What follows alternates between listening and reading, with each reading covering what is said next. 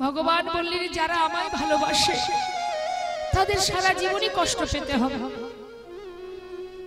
কিন্তু আমরা যখন ভগবানের সেবা দিই কি চাই? ভগবানের কাছে কষ্ট চাই? সুখে রাখো, ভালো রাখো, শান্তিতে রাখো। হ্যাঁ, এই যে মায়ের পূজা হলো, কি চেয়েছেন মায়ের কাছে? যারা উপোস ছিলেন, যারা মায়ের কাছে এসে প্রণাম করেছেন, কি চেয়েছেন? আমরা কি চাই? ধনং দেহি, পুত্রং দেহি, আয়ুর দেহি, বিদ্যাং দেহি, যশ দেহি, শুধু দাও। কখনো বলি না হে প্রভু তোমার কাছে, হে মা, হে পরম বৈষ্ণবী, তোমার কাছে কিছুই চাওয়ার নেই, শুধু এইটুকু চাই মনুষ্য কুলে জন্ম পেয়ে গোবিন্দ ভজন হলো না, তাই যদি তুমি পারো আমায় কৃষ্ণ ভক্তি দান করো।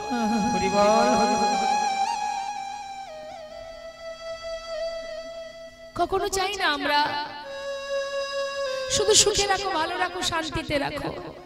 জীবনে যদি এতটুকু দুঃখ আসে দেখবেন ভগবানকে সে আর সেবা দেয় না, কারণ এই জাগতিক জগতের কষ্ট পেয়েছে যে সেই জন্য আর সেবা দেয় না। কিন্তু জেনে রাখুন মা, সুখ দুঃখ দুই ভাই, জীবনে আসবেই আসবে। সুখ চিরকাল কারোর জীবনে থাকবে না, দুঃখ চিরকাল কারোর জীবনে থাকবে না বাবা। যখন আপনার জীবনে কষ্ট থাকবে আপনি জানবেন দরজার বাইরে আরেকজন দাঁড়িয়ে আছে, সে হলো সুখ। সময় যখন হবে আপনার কষ্ট, আপনার দুঃখ চলে যাবে, সুখ ঢুকে যাবে। আবার সুখ পেয়ে আপনি যদি আনন্দে পাগল হয়ে যান তাতেও বাবা ভুল হয়ে যাবে। কেন? সুখ বেশিক্ষণ থাকবে না। সুখ যখন থাকবে দুঃখ বাইরে দাঁড়িয়ে থাকবে। সুখ চলে যাবে, সময় হলে দুঃখ ঢুকে যাবে। তাহলে সুখ দুঃখ নিয়েই তো জীবন, তার জন্য ভেবে লাভ কি মা? তার চিন্তা করে লাভ কি? এগুলো আসবে আমাদের জীবনে, তাই তার মধ্যে দিয়ে আমাদেরকে কৃষ্ণ ভজন করতে হবে। আমাদের সার কোনটা অসার কোনটা বুঝে নিতে হবে। তাই আজ গোবিন্দ ঘোষ বলছে, দুঃখ আসুক আর সুখই আসুক আমি কিছুই জানি না প্রভু, আমি যখন তোমার কাছে এসেছি তোমার সঙ্গী করে আমায় নিয়ে নাও, আমি আর ফিরে যেতে চাই না। বেশ, তাহলে জীবনে দুঃখ কষ্ট আসলে সইতে পারবে তো?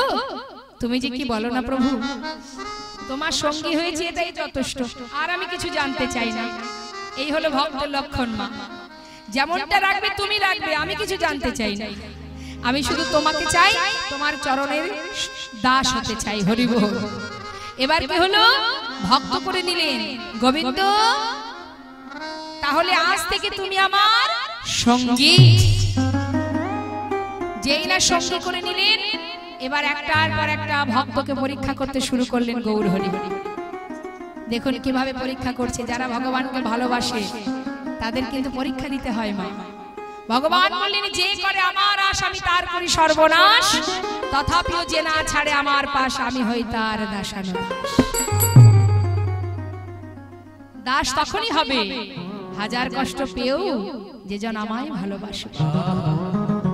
ভরসা করতে হবে, নির্ভরশীল হতে হবে। যখনই তুমি তার উপরে নির্ভরশীল হবে, যখন তাকে তুমি ভরসা করবে, তোমার দায়িত্ব তার হাতে পড়ে যাবে। হরি বল, হরি বল। না হলে কিন্তু তুমি যদি তোমার দায়িত্ব নাও বাবা, ভগবান তোমার দায়িত্ব নেবে না। তোমার দায়িত্বটা তার হাতে সঁপে দিতে হবে। তার প্রমাণ মহাভারতে। কত প্রমাণ দেব বাবা? মহাভারতে দ্রৌপদী যখন দেখলেন যে আমার আর উপায় নেই, এই রাজসভার মধ্যে এত মানুষের মধ্যে আমার সম্মান রক্ষা করার আর কেউ নেই। অনেক চেষ্টা করেছিলেন দ্রৌপদী, সকলের হাতে ধরেছেন, পায়ে ধরেছেন, কিন্তু ওই দুঃশাসন যখন তার বস্ত্র ধরে টানছে, তখন বাধ্য হয়ে নিরুপায় হয়ে নিজেকে সঁপে দিলেন বিপদ ভঞ্জন মধুসূদনের। হরি বল, হরি বল।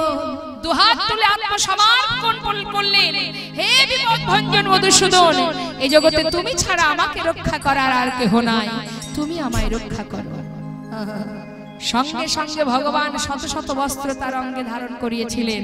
দুঃশাসন সারা জীবন ধরে টানলেও কিন্তু বাবা শেষ করতে পারত না। তাই মা, নিজের ভরসা নিজের উপরে নিজের দায়িত্ব না নিয়ে তার চরণে সঁপে দাও, দায়িত্ব তার। আজ গোবিন্দ ঘোষ সেটাই বললেন, প্রভু আমি তোমার চরণে সঁপেছি নিজেকে, সুখ আসুক দুঃখ আসুক আমি আর কিছু জানতে চাই না। হরি বল। বেশ, শুরু হলো পরীক্ষা। আচ্ছা শোনো, গোবিন্দ বলো দয়াময়, তুমি তো নীলাচলে এসেছো, জগন্নাথ দর্শন করেছো? হে দয়াময়, দেখুন না ভক্ত কি বলছে। ও প্রভু, তুমি যার কথা বলছো মন্দিরে যে জগন্নাথ আছে, না না না, আমি দর্শন করেছি প্রভু, কিন্তু সেই জগন্নাথ তো চলতে পারে না, কথা বলতে পারে না। আর আজ আমি যে সচল জগন্নাথ দর্শন করছি, সচল জগন্নাথ সে আবার কোথায়? প্রভু সবকিছু বুঝেও না বুঝার ভান করছে। বলছে শুনবে, হে গৌর হরি, তুমি আমার মাধব, তুমি আমার জগন্নাথ, তুমি আমার সব। আমি সচল জগন্নাথ দেখেছি, অর্থাৎ তোমাকে দেখেছি, তুমি আমার সেই জগন্নাথ। গৌর হরি চিন্তা করলেন, ভক্তের কাছে ভগবান সর্বদাই বাধা পড়ে না, কারণ ভগবানের কাছে সব আছে বাবা, একটা জিনিস নেই। ভগবানের কাছে সব আছে, তিনি ষড়ৈশ্বর্যপূর্ণ ভগবান। হরি বল। বিশ্ব ব্রহ্মাণ্ডের মালিক তিনি হতে পারেন, একটা জিনিসের কিন্তু অভাব আছে তার কাছে। সেটা কি জানেন? সেটা আপনাদের কাছে আছে, সেটা হলো ভক্তি।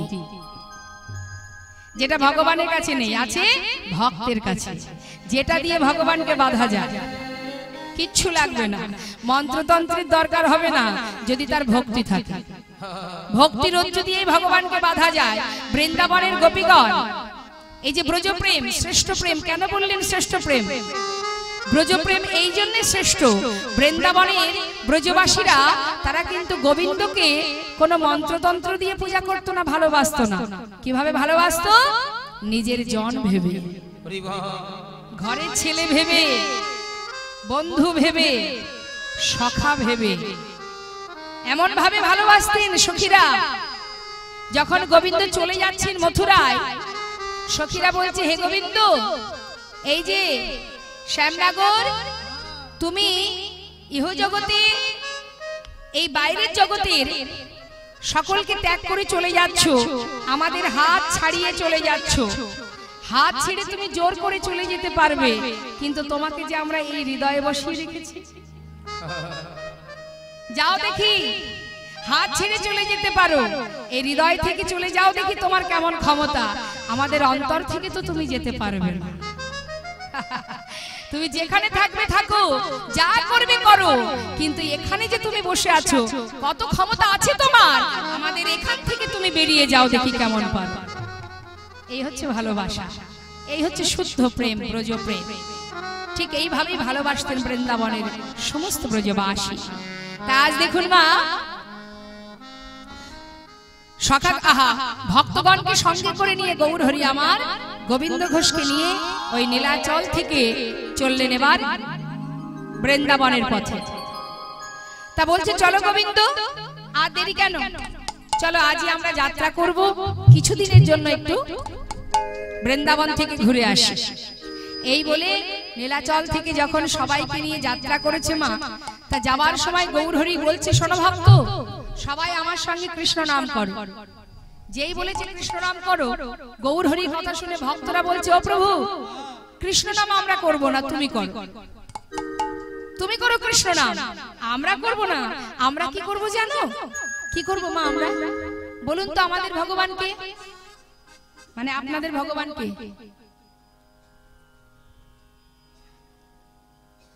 মানে কলির ভগবানকে, গৌর সুন্দর, অর্থাৎ আমাদের ভগবান তিনি, কলির ভগবান।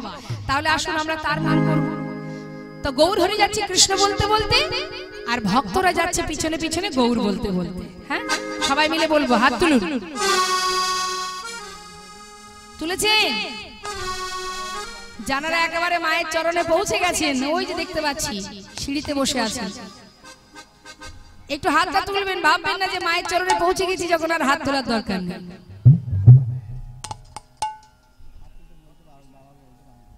হরি বল। এবার সবাই মিলে আমরা যাব, আমরাও তো লীলার সাথে সাথে যাচ্ছি বাবা, তা আমরাও গাইবো। হ্যাঁ, সবাই একসঙ্গে গাইবো, গৌর হরি বল, গৌর হরি বল, হরি বল, গৌর হরি বল,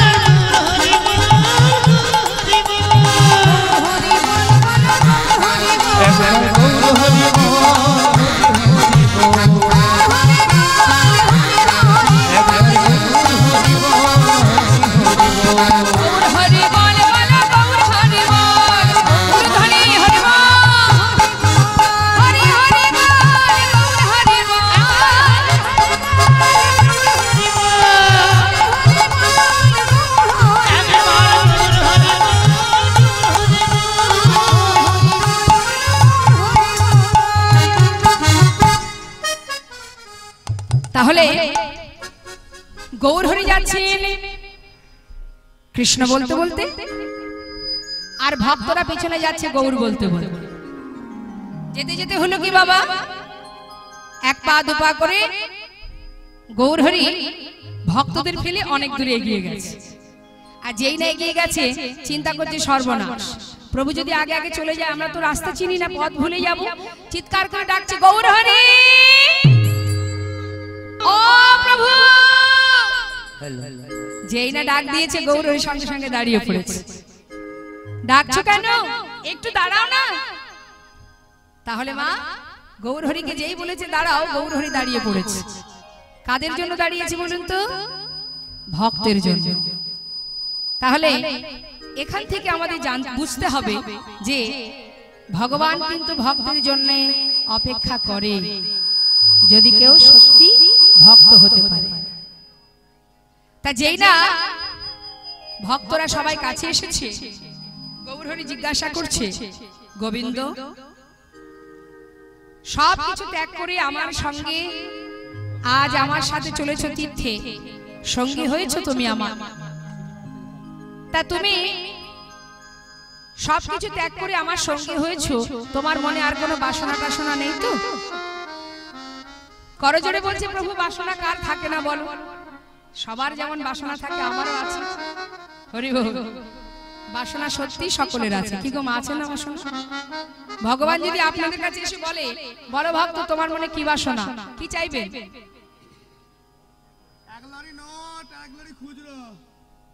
আমরা ভগবানের কাছে কি চাই? চতুর্বর্গের ফল কামনা করি। বললেন এটা হলো আমাদের মানুষের চাওয়া, ইহ জগতে জীবের চাওয়া। কিন্তু প্রকৃত ভক্তের চাওয়াটা কি? প্রকৃত ভক্ত কি চায়? ভক্তের চাওয়াটা কি একটু শুনুন বাবা। সত্যি যদি কেউ ভগবানকে ভালোবাসে, তার চাওয়া কি হতে পারে? ষড়গোস্বামী জয়রূপ সনাতন ভট্ট রঘুনাথ শ্রীজীব গোপাল ভট্ট দাস রঘুনাথ, এই যে ষড়গোস্বামী মা, এই ষড়গোস্বামী কিন্তু মস্ত বড় বড় ধনী ছিলেন, জমিদার ছিলেন। তাহলে এত সুখ, এত ধন ঐশ্বর্য, এত কিছু থাকতে, এত সুন্দরভাবে জীবন কাটাতে কাটাতে হঠাৎ করে সব ত্যাগ করে একটা ছিন্ন বসন পরিধান করে বৃন্দাবনে গোবিন্দ চরণে এসে পৌঁছালেন কেন? নামাচার্য শিলা ঠাকুর হরিদাস মার খেয়েছেন, তথাপিও কৃষ্ণ নাম ছাড়েনি। শুধু প্রভুকে বলেছি, আঘাতে যতই দাও প্রভু তাতে কোনো দুঃখ নাই, শুধু সইবার শক্তি দিও, আর তোমার নামটুকু যেন আমি ভুলে না যাই। আমাদের মুর্শিদাবাদ জেলার, বেশি দূর নয় বাবা, মুর্শিদাবাদের মস্ত বড় জমিদার ছিলেন যিনি, জমিদার লালা এবং জগৎ শেঠ, তারাও সর্বস্ব ত্যাগ করে গোবিন্দের দর্শন পেল, সব ফেলে চলে গেল। এটা হলো প্রকৃত ভক্তের চাওয়া। বলুন মা, আপনারা আমার দিকে তাকান, বলুন তো আপনারা কাকে বেশি ভালোবাসেন, গোবিন্দকে না সংসারকে? গোবিন্দকে বেশি ভালোবাসেন, তাই না? সত্যি গোবিন্দকে ভালোবাসেন, সংসারকে বেশি ভালোবাসেন না, তাই না? তাহলে তাই যদি হবে, তাহলে কিন্তু কীর্তনের পরে আর বাড়ি যাওয়া হবে না। যাবেন না তো?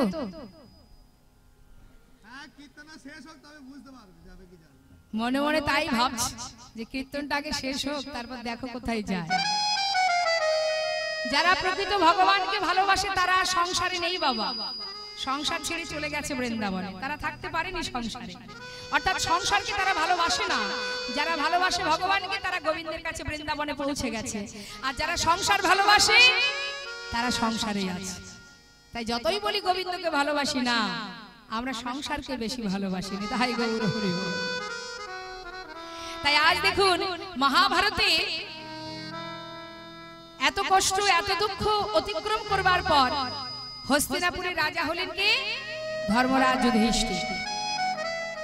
রাজা হওয়ার পর ভগবান কৃষ্ণ তিনি রথের উপরে বসে কুন্তি পিসিমাকে ডেকে বলছে, পিসিমা, ও পিসিমা, জীবনে তো অনেক কষ্ট পেলে, আজ তোমার ছেলে হস্তিনাপুরের রাজা, আর তো তোমার কোনো দুঃখ নেই, আর কোনো কষ্ট নেই।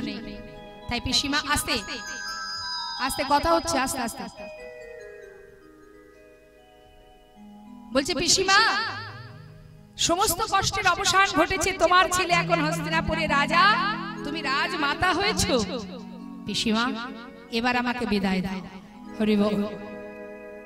যেই না বলেছে বিদায় দাও, কুন্তী পিসিমা মনে মনে চিন্তা করলেন কৃষ্ণ যখনই আমাকে ছেড়ে ঘরে যায়, যাবার সময় বলে পিসিমা আমি আসি, কিন্তু আজ বলছে যাই, অর্থাৎ যাই কথার অর্থ কি সে আর আসবে না। দেখবেন বাড়ির বাচ্চারা যখন কোথাও যায়, যদি ভুল করে বলে বসে মা আমি যাই, মা বলে কি যাই বলিস না, বল আসি। তাহলে বাবা যখনই যাই কথাটা বলেছে, সঙ্গে সঙ্গে কুন্তী পিসিমা চিন্তা করছে তবে কি কৃষ্ণ আর আসবে না, আমি রাজমাতা হয়েছি তাই। ভগবান বলেন পিসিমা যাবার আগে আমি তোমায় বর দিয়ে যাব, আজকে তুমি আমার কাছে যে বর চাইবে সেই বর পাবে। বলো পিসিমা কি বর চাই তোমার? কুন্তী পিসিমা পাশে দাঁড়িয়ে দাঁড়িয়ে বলছে কৃষ্ণ আজ আমি যা চাইবো তাই দেবে তো? হ্যাঁ পিসিমা। তবে শোনো কৃষ্ণ, এতদিন আমার দুঃখ ছিল, কষ্ট ছিল, আমার 4-5 পুত্র তারা বনে বনে জীবন কাটিয়েছে, তুমি তাদের সঙ্গে ছিলে। আজ আমার ছেলে হস্তিনাপুরে রাজা হয়েছে, তাই তুমি আমাদের ছেড়ে চলে যাচ্ছ। তবে কৃষ্ণ যদি সত্যি তুমি চলে যেতেই চাও, তবে যাওয়ার আগে এই বরই দিয়ে যাও। কি চাইলেন মা? সারা জীবন তো কষ্ট পেল, শেষে এসে ছেলে রাজা হয়েছে, সে তো আরো সুখ কামনা করতে পারত, তা না করে কুন্তী পিসিমা বলে উঠলেন কৃষ্ণ যদি বরই দিতে হয় এই বর দাও।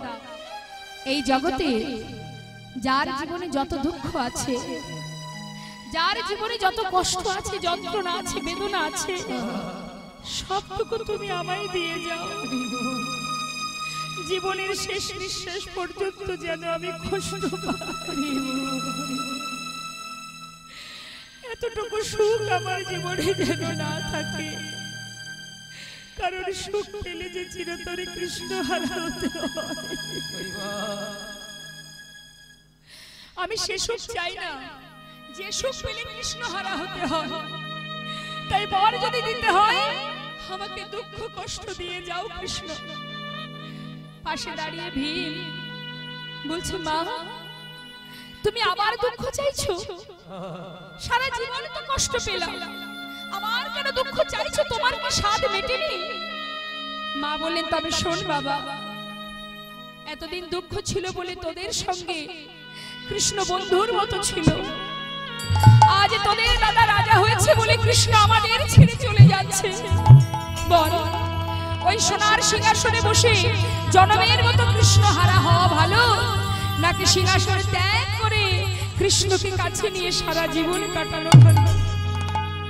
যুধিষ্ঠির, যে সিংহাসনে বসলে জনমের মতো কৃষ্ণকে হারাতে হয়, সেই সিংহাসনে ত্যাগ করে নেমে আয় বাবা, ওই সিংহাসন আমি চাই না। ভগবান কৃষ্ণ রথ থেকে নেমে কুন্তী পিসিমাকে জড়িয়ে ধরে বললেন পিসিমা তুমি এত ভালোবাসো আমায়, এত কষ্ট এত দুঃখ পার হলো তোমার জীবনে, এরপরেও তুমি আমাকে পাবার জন্য দুঃখ কামনা করছো পিসিমা। আমি তোমার ভালোবাসায় বাধা পড়ে গেলাম পিসিমা, যখনই স্মরণ করবে আমি তোমার সামনে এসে দেখা দেব। এটা হলো ভক্তের চাওয়া। ভক্ত কখনো কোন সময়ের জন্য ভগবানকে ছাড়া থাকতে পারে না বাবা, এরকম অনেক প্রমাণ আছে। হরিদাস ঠাকুর জানতেন যে মহাপ্রভু তাকে রেখে আগে তিনি লীলা সম্বরণ করে অপ্রকট হবেন, তাই তিনি অন্তরে জানতে পেরেছিলেন বলে মনে মনে চিন্তা করেছিলেন যে প্রভু যদি চলে যায় আমি এই ধরায় কি নিয়ে বেঁচে থাকবো। তাই নিজের ইচ্ছা মৃত্যু প্রকাশ করেছিলেন মহাপ্রভুর কাছে, হে প্রভু তুমি চলে গেলে আমি থাকবো কেমন করে দয়াময়। তাই তোমার কাছে একটা কামনা, যেন আমি তোমার আগে চলে যেতে পারি, এই বর তুমি আমায় দাও। আমি তোমায় ছেড়ে থাকতে পারবো না গৌরহরি, ইচ্ছা মৃত্যু প্রকাশ করেছিলেন বাবা। এটা ভক্তের চাওয়া। তাই আজ গোবিন্দ ঘোষ বলছে, প্রভু তুমি আমার কাছে জিজ্ঞাসা করছো আমার মনে কি বাসনা। ও প্রভু, আমার যে একটাই বাসনা, বহুদিনের বাসনা, কি জানো? শোনো প্রভু, আমার মনের বাসনা হলো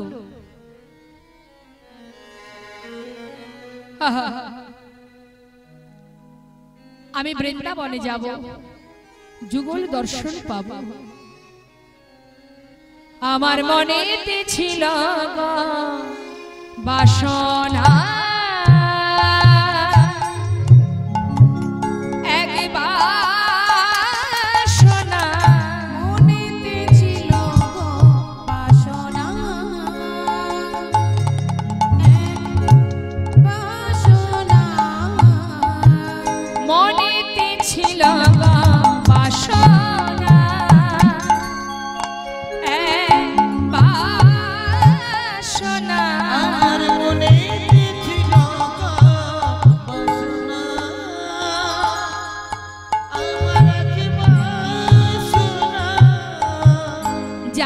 মধুর বৃন্দাবন।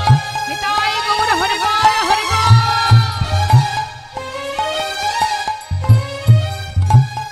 ওহে দয়াময়,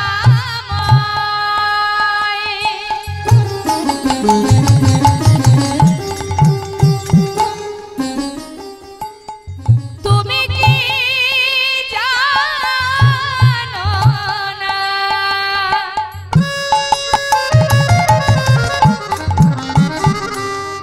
হে দয়াময়, ও হে অন্তর্যামী গৌর হরি,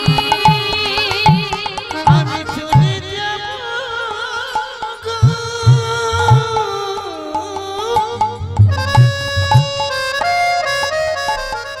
ওই মধুর বৃন্দাবনে।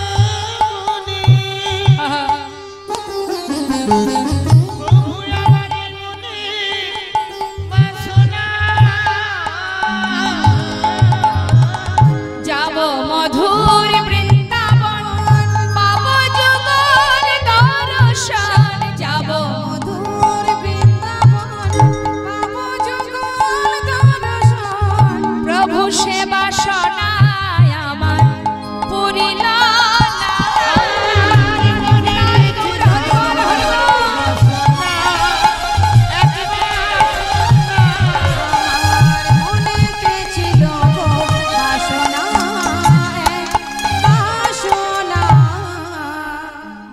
গৌরহরি একটু পরীক্ষা করলেন মা। ভগবান তো ভক্তকে পদে পদে পরীক্ষা করে। একটুখানি পরীক্ষা করার পর আবার প্রভু চলে যাচ্ছেন আগে আগে। ভক্তরা বলছে, দেখেছো কাণ্ড? আরে প্রভু তো আবার চলে যাচ্ছেন আমাদের ছেড়ে। ভক্তরা বলছে, যাচ্ছে যাক, তিনি তো জানেন আমরা পিছনে আছি, আমাদেরকে না নিয়ে তিনি কোথাও যাবেন না। এবার গৌরহরি যাচ্ছে আগে আগে, ভক্তরা আবার পশ্চাতে মানে পিছনে পড়ে গেছে। কিছুটা যাবার পর হঠাৎ গৌরহরি প্রখর রৌদ্রে কণ্ঠটা শুকিয়ে যাচ্ছে, পিপাসায় তৃষ্ণার্ত।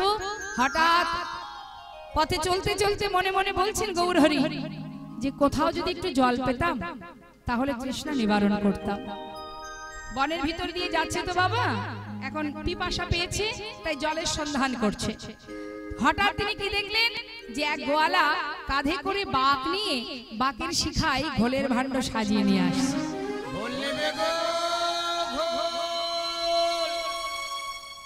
ভালো ঘোল আছে। ও গোয়ালা, তোমার কাছে ঘোল আছে? এদিকে এসো, এদিকে এসো। যেই না কাছে ডেকে নিয়েছে মা, গৌরহরি বলছে, শোনো গোয়ালা, আমাকে একটু ঘোল দাও না, আমার প্রচন্ড তৃষ্ণা পেয়েছে। গোয়ালা তাড়াতাড়ি করে বাঘটা নামিয়ে প্রভুকে যেই এক ভাণ্ড দিতে গেছে, গৌরহরি বলছে, শোনো ওই ছোট ভাণ্ডে আমার হবে না গো গোয়ালা, এতটাই তৃষ্ণা পেয়েছে না, যেটা তোমার ওই বড় ভাণ্ড আছে সবচেয়ে বড় যেটা, ওটা আমাকে দাও, আমার অনেক তৃষ্ণা পেয়েছে, ওই ছোট ভাণ্ডে আমার পিপাসা মিটবে না। গোয়ালা চিন্তা করছে, যা আজকে দিন যে কার মুখ দেখে বেরিয়েছি, দিন আজ আমার ভালোই যাবে। এত বড় ভান্ডের ঘোল যদি এই ঠাকুর খায় তাহলে তো আর বেশি দূর আমাকে গ্রামে ঘুরতে হবে না, তাড়াতাড়ি করে ঘরে যেতে পারবো। কত খুশি মনে আনন্দ সহকারে ছোট ভান্ডগুলি নামিয়ে বড় ভান্ডটা প্রভুর হাতে দিয়েছে। গৌরহরি সেই এক ভান্ড ঘোল পুরোটা সেবা করে খালি ভান্ডটা দিয়ে বলছে, নাও না গোয়ালা ধরো, কৃষ্ণ কৃপাময় তোমায় যেন কৃপা। গোয়ালা চিন্তা করছে ঠাকুর দামটা বের করুক, ততক্ষণে আমি ভান্ডগুলি গুছিয়ে নিই। এই ভেবে মনের আনন্দে মাথা নিচু করে ভান্ড গোছাচ্ছেন মা। সব গোছানো হয়ে গেল, হঠাৎ পিছন ফিরে তাকিয়ে দেখছে ঠাকুর চলে যাচ্ছে। চিৎকার করে ডাকছে, ও ঠাকুর ঠাকুর। গৌরহরি পিছন ফিরে বলছে, ডাকছো নাকি? ডাকছো নাকি মানে তুমি যে ঘোলটা খেলে ঘোলের দামটা দাও। ঘোলের দাম? ও সন্ন্যাসী, আহা ও গোয়ালা, ঘোলের দাম কোথায় পাবো আমি? কি বললে? তোমার কাছে কড়ি নেই? না, আমি কড়ি কোথায় পাবো বলো? আমি তো সন্ন্যাসী, দেখছো না পথে পথে ঘুরি। কি বললে? তোমার কাছে কড়ি নেই? তাহলে তুমি ঘোল খেলে কেন? তোমার কাছে কড়ি নেই তুমি আগে বলনি কেন? এখন ঘোল খেয়ে তারপরে বলছো কড়ি নেই? অত জানি না, আগে দাম দেবে তারপরে যাবে। গৌরহরি বলছে, দেখো আহা আমি কড়ি কোথায় পাই বলো? আমার কাছে তো কড়ি নেই। শোনো, তুমি এক কাজ করো, অপেক্ষা করো, কেঁদো না। মনে মনে গৌরহরি ভাবছে যে দেখেছো ভক্ত অর্থের জন্য কেমন করে কাঁদছে। আচ্ছা কেঁদো না, শান্ত হও শান্ত হও। শোনো গোয়ালা, ওই পিছনে না অনেক ভক্ত আসছে জানো, তারা যদি তোমার কাছে আসে তুমি এক কাজ করো, আমি যে ঘোল খেয়েছি সে কথা বলবে, ওরা তোমাকে ঘোলের দাম দিয়ে যাবে। গোয়ালা চিন্তা করছে তাহলে বসে থাকি। চলে গেলেন গৌরহরি। কিন্তু ভক্তরা তারা কি আর জানে যে পথের মাঝখানে গোয়ালা বসে আছে? তারা মনের আনন্দে গৌরহরির চরণ স্মরণ করতে করতে যাচ্ছে, দল বেঁধে নাম গাইতে গাইতে যাচ্ছে। মন লাগুরে মন লাগুরে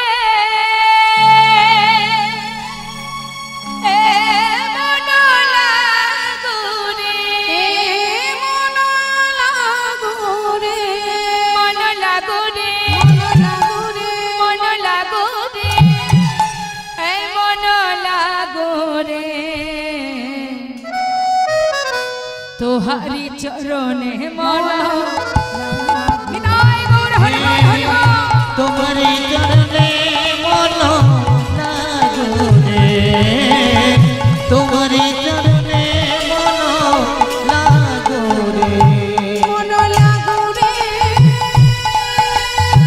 মায়ের টুলু ধনি হরি বল হরি হরি গায় গৌরহরি বল।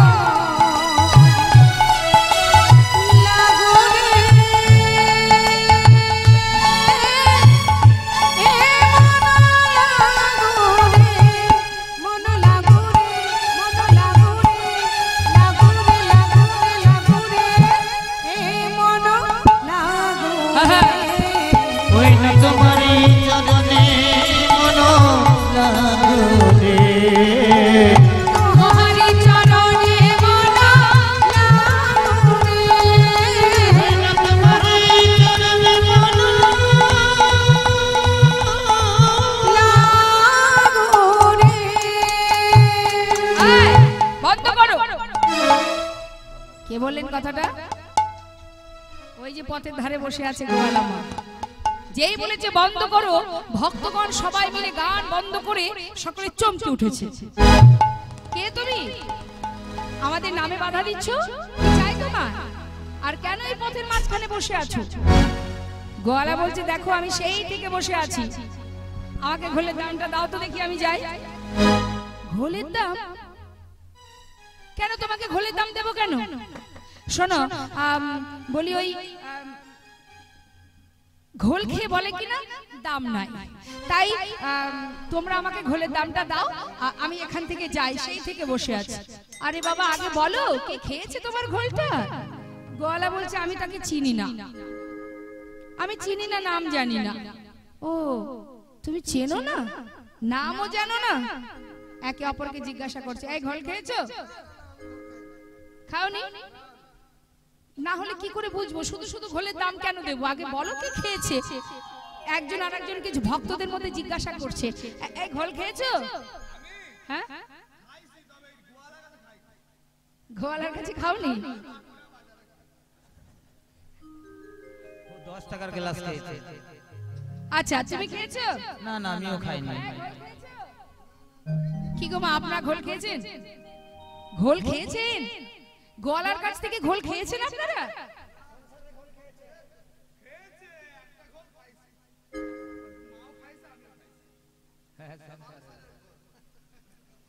সেই ঘোল তো সবাই খেয়েছি আমরা। তা গোয়ালার কাছ থেকে খাননি? না না না। কি গো বাবা, আপনারা খেয়েছেন? কেউ তো খায়নি। খেয়েছে বলছে।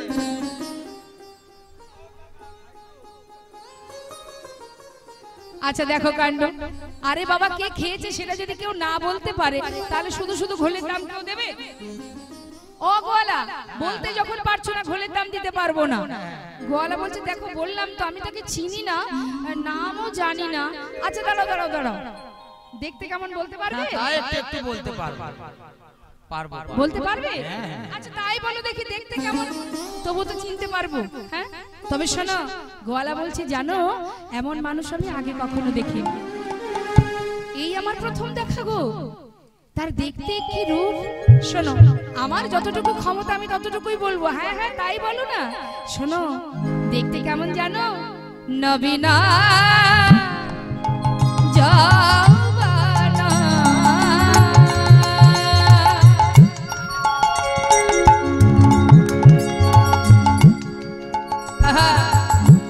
অপরূপ রূপে মাধুরী,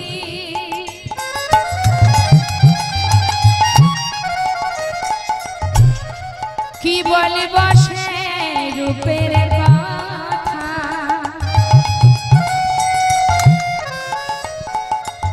এমন ভুবন ভুলানো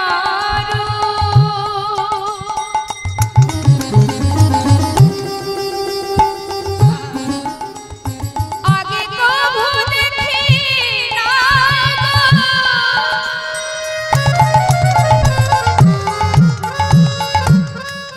যাই রে রূপে,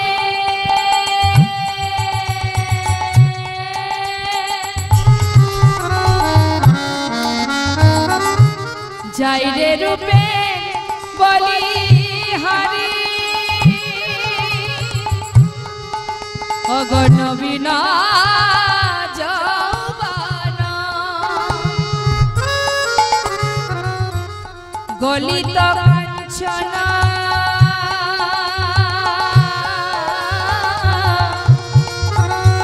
আর পরনে কি লিখলাম জানো? আহা, কোটি তটে রাঙাবা, ওই না নবীন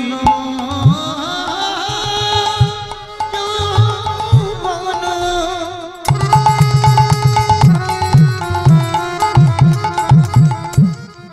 ওই না গলিত কাঞ্চনা,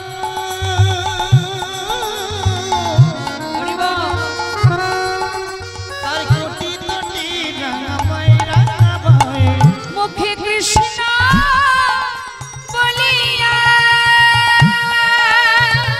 নিজে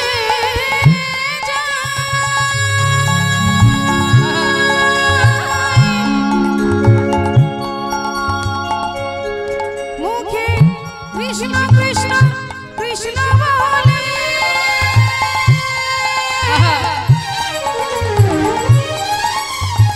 প্রেমানন্দে বাহু তোলে, মুখে কৃষ্ণ বলিয়া ওই না দুবাহু তুলিয়া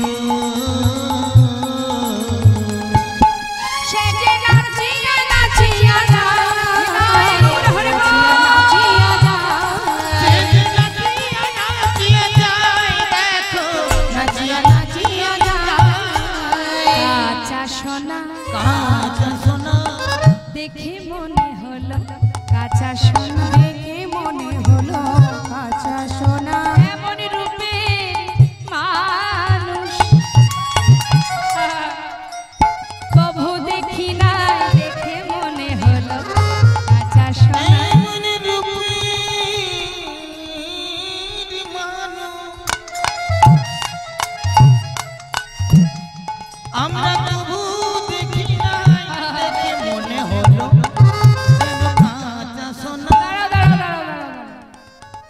কাঁচা সোনার মতো দেখতে? আচ্ছা বলো দেখি, এতক্ষণে বুঝলাম কি গো মা, কাঁচা সোনার মতো দেখতে কি আছে? সে তো আমাদের গৌরহরি। আরে তুমি, এবার বুঝেছি তুমি গৌরহরির কথা বলছো। সে ঘোল খেয়ে তোমাকে ঘোলের দাম দেয়নি, তাই তো? কিন্তু ও গোয়ালা, আমরা তো নারী সঙ্গী, আমরা করি কোথায় পাবো? কি বললে? তোমাদের কাছেও করি নেই? এই যে বললো তোমাদের কাছ থেকে দাম নিতে, ওই ঠাকুর মিথ্যা বললো আমার। উনি আমাকে মিথ্যা বলে চলে গেল, আমাকে ফাঁকি দিয়ে চলে গেল। কোনোদিন ভালো হবে না, তা কখনো ভালো হবে না। একার মতো একা বকছে বাবা, আর কপাল চাপড়িয়ে চাপড়িয়ে বসে বসে কাঁপছে, আর ওই ভাণ্ড গোছাচ্ছে। চিন্তা করছে বসে বসে আর লাভ কি, আজকের দিনে যা হয়ে ক্ষতি হয়েছে তা হয়েছে, যাই ঘরে ফিরে যায়। এই ভেবে এবার বাঘ যেই না কাঁধে নিতে যাবে, ভক্তরা তো দাম দিতে পারিনি, তারা সবাই লজ্জায় পাশ কাটিয়ে কাটিয়ে চলে যাচ্ছে। আর গোয়ালা চিন্তা করছি যাই ঘরে ফিরে যাই, আজ আর বিকিকিনি করব না, আজ আর ভালো লাগছে না, এত বড় ক্ষতি হয়ে গেল, আজ আর আমি গ্রামে কোথাও যাব না। সঙ্গে সঙ্গে বাঘটা তুলতে যাবে, বেজায় ভারী। কেন ভারী হলো? কেন? সব থেকে বড় ভাণ্ডের ঘোল খেয়েছে ঠাকুর, আমার বাঘ তো হালকা হয়ে যাবে, ভারী হলো কেন? দেখি তো ছোট ভাণ্ডগুলি নামিয়েছে। ছোট ভাণ্ডগুলি যেই না নামিয়েছে, বড় ভাণ্ডের মধ্যে যেই লক্ষ্য দিয়েছে, অর্থাৎ যে ভাণ্ডের ঘোল প্রভু সেবা করেছে, সেই ভাণ্ডের মধ্যে যেই না নজর দিয়েছে, দেখছি কি কানায় কানায় পরিপূর্ণ স্বর্ণ মুদ্রা। বাঘ ফেলে রেখে ছুটতে ছুটতে গৌরহরি, গৌরহরি, গৌরহরি, একটু দাঁড়াও দয়াময়, একটু দাঁড়াও। ছুটে গিয়ে প্রভুর চরণটা বুকের মধ্যে জড়িয়ে ধরেছে। দয়াময়, আমায় তুমি ক্ষমা করো প্রভু, ক্ষমা করো। আমি তোমায় চিনতে পারিনি গৌরহরি, আমায় ক্ষমা করো। আমি ভুল বুঝে, না চিনতে পেরে কত কটু কথা বলেছি তোমায়, আমায় তুমি নিজ গুণে ক্ষমা করে দাও দয়াময়। আমি যে পতিত পাষণ্ড, আমি অধম, না আছে ভজন, না আছে শিক্ষা, তুমি আমায় কৃপা করো দয়াময়। আমি কি করলাম? আমি অপরাধ করেছি তোমার চরণে, চরণটা জড়িয়ে ধরে কাঁদছি আর বলছি ক্ষমা করো প্রভু, ক্ষমা করো, একটি বার ক্ষমা করে দাও। তুমি নিজ গুণে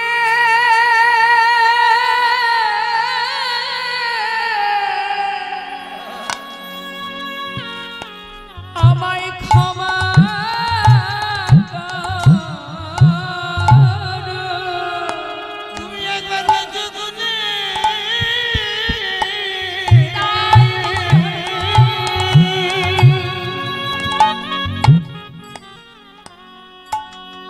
আমায় ক্ষমা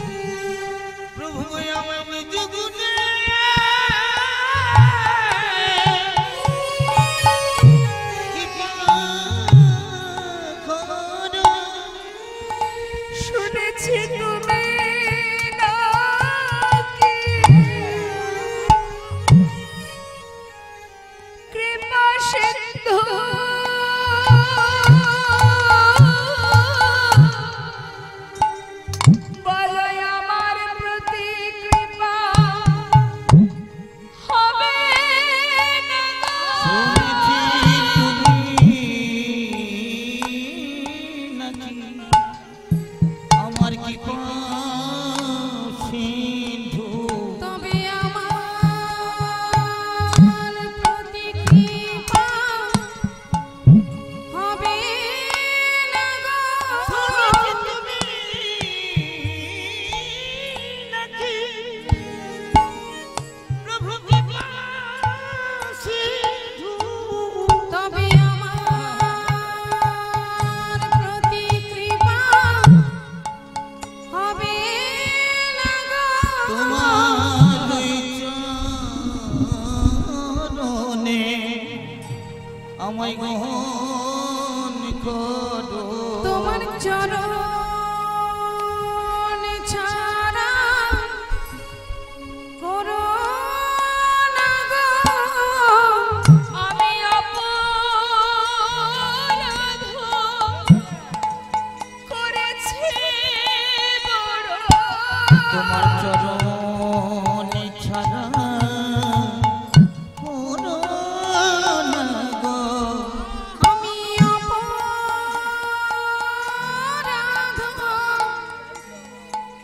করেছি বড়।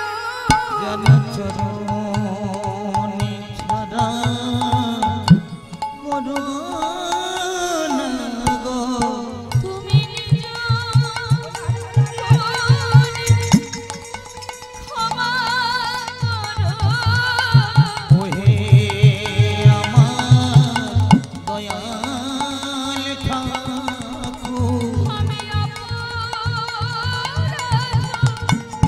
করেছি বড়। বলি ওহে আমার দয়াল ঠাকুর আমি আর কিছু চাই না।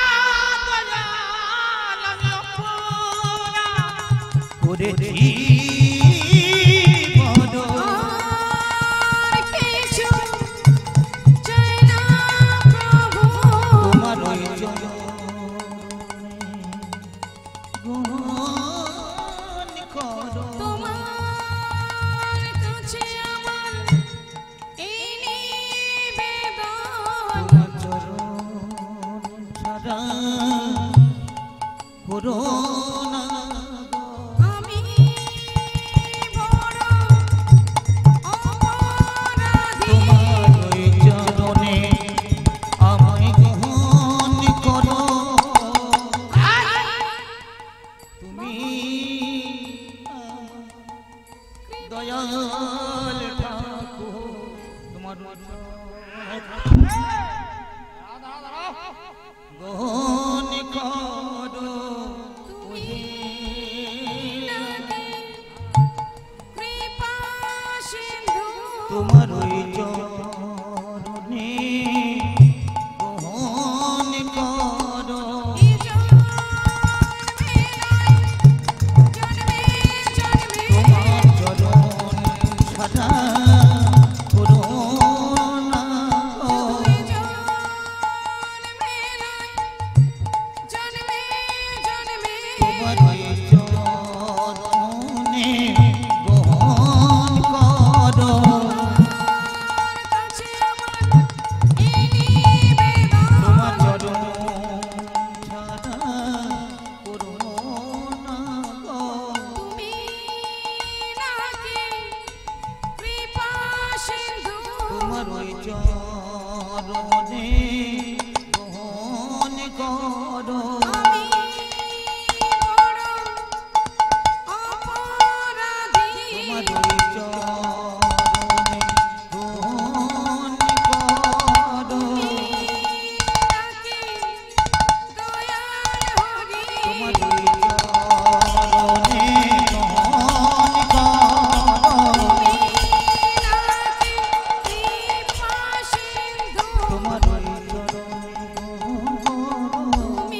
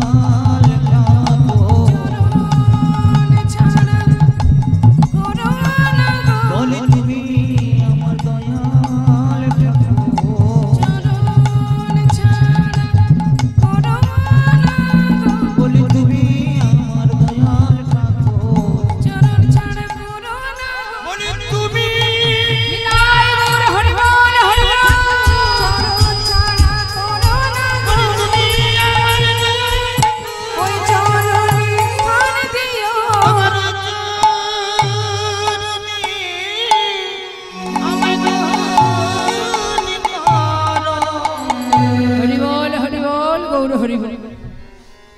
চরণ ধরে যখন কাঁদছে ভক্ত, গৌর হরি সেই গোয়ালাকে বললেন, গোয়ালা অর্থের পিছনে ছুটতে ছুটতে জীবনের অনেক সময় পার হয়ে গেছে, আর বেশি সময় নেই, তাই যতটুকু সময় হাতে আছে এই সময়টুকু ঘরে গিয়ে কৃষ্ণ সেবা পূজা করো।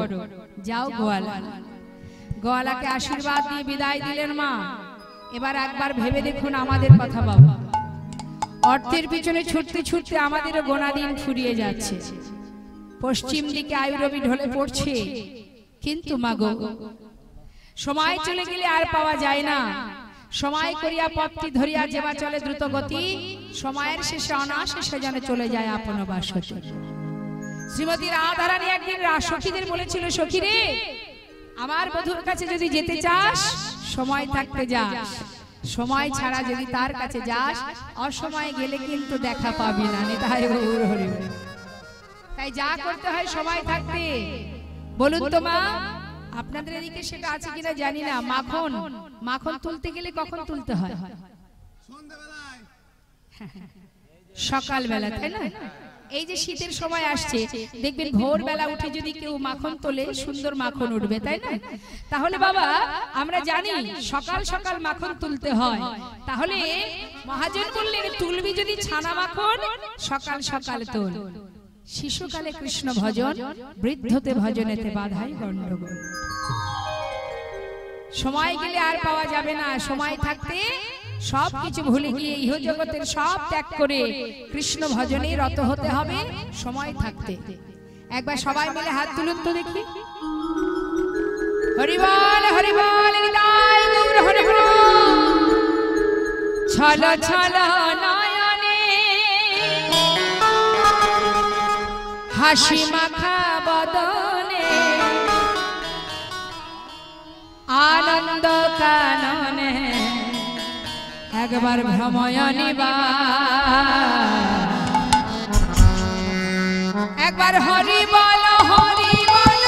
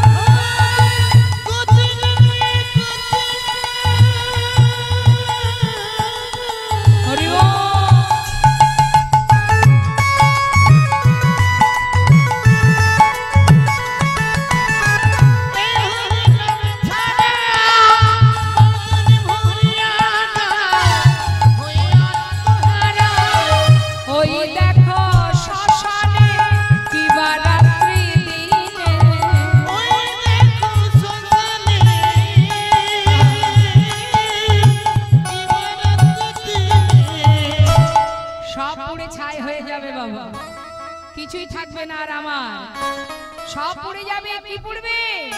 যে অহংকারে বশীভূত হয়ে মানুষকে মানুষ বলি না, যে অহংকারে বশীভূত হয়ে ভগবানকে চিনতে পারলাম না।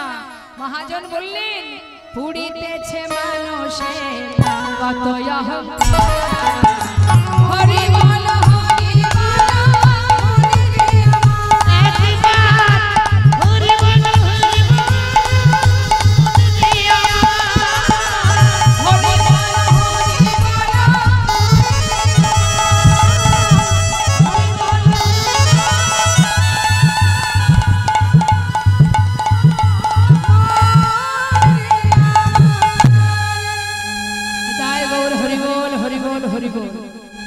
তাই বৈষ্ণব মহাজন বলেন, হে জি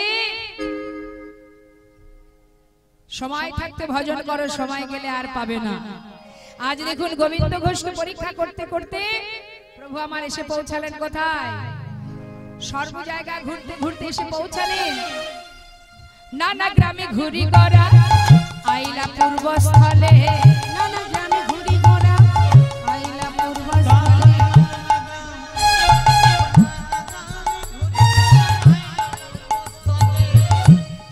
ভক্তগণে সবে মিলে হরি হরি বলে, হরি হরি বলে। গোবিন্দ এদিকে এসো। এটা কোথায় এলাম? পূর্বস্থলিতে। শোনো গোবিন্দ, বাবা আবার পরীক্ষা করছে গোবিন্দ ঘোষকে। মা দেখুন এখনো পরীক্ষা শেষ হয়নি, একটার পর একটা পরীক্ষা করেই চলেছে। কবে শেষ হবে পরীক্ষা? ও গোবিন্দ শোনো, আর কোথাও যাব না, বেশ কদিন হলো যাত্রা করেছি, এখনো তো কোথাও সেবা করিনি। তা তুমি এক কাজ করো, এখানে সেবার ব্যবস্থা করো। যেই বলেছে সেবার ব্যবস্থা করো, গোবিন্দ ঘোষ চিন্তা করছে সর্বনাশ, প্রভু তো সব দায়িত্ব আমার ঘাড়ে চাপিয়ে দিল, এত ভক্তের আয়োজন আমি একা করব কি করে? প্রভু একবারও ভাবলো না সমস্ত দায়িত্ব আমার ঘাড়ে চাপিয়ে দিল? চিন্তা করছে বাবা, কিন্তু যার ভাবনা সেই ভাবে। ভাবছো বসে চলবে কি সে তুমি ভাববার কে? যার ভাবনা সেই ভাবে, তুমি ভাবো তা। হরি বল হরি বল। যেই না পূর্বস্থলিতে গৌর হরি চরণ রেখেছেন, সঙ্গে সঙ্গে সেই খবরটা পৌঁছে গেল নবদ্বীপে। আর নবদ্বীপবাসী যখন জানতে পারলেন যে গৌর হরি পূর্বস্থলিতে এসেছে, তারা তো ভালোবাসে বাবা, যে যেমন ভাবে পারছে, যার যেমন ক্ষমতা, কিছু না কিছু প্রভুর সেবার বস্তু হাতে করে নিয়ে ছুটতে ছুটতে ঝাঁকে ঝাঁকে ভক্তরা আসছে গৌর দর্শনে। খালি হাতে কেউ যাচ্ছে না। শাস্ত্রী বললেন ভাগবত দর্শনে গেলে কখনো খালি হাতে যেতে নেই। যদি কখনো আপনারা মন্দিরে যান বা কোনোদিন গুরু গৃহে যান, যেখানেই যান না কেন, আপনার যেমন ক্ষমতা কিছু না কিছু তাদের সেবার জন্য নিয়ে যেতে হবে, খালি হাতে যেতে নেই। তাই নদেবাসী সবাই যাচ্ছে গৌর দর্শনে, খালি হাতে কেউ যাচ্ছে না। মহাজন বলে ওই দেখো আনন্দে ধাবল সবে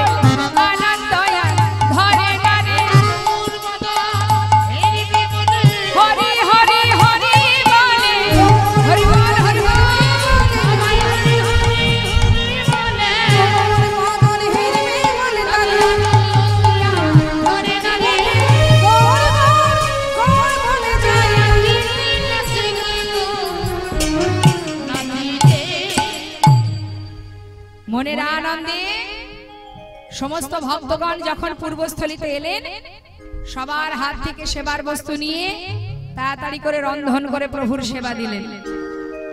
সেবার পর গৌর হরি গোবিন্দ ঘোষের কাছে হাত বাড়ালেন, গোবিন্দ সেবা দিলে, সেবার পরে দাও। যেই না হাত বাড়িয়েছে বাবা, গোবিন্দ ঘোষ জিজ্ঞাসা করছে, ও প্রভু হাত বাড়িয়েছো যে, আবার কি চাই? শিখি জানো না সেবার পর কি দিতে হয়? না প্রভু তুমি বলো। মায়েরা বলুন তো কি চান প্রভু? মুখশুদ্ধি। কি মুখশুদ্ধি চান? বাহ, আমার বাবারা সব বিষয়ে ভালো জানে। যেই বলেছে একটা মুখশুদ্ধি দাও, গোবিন্দ ঘোষ বলছে প্রভু তুমি বসো, আমি যাবো আর আসবো।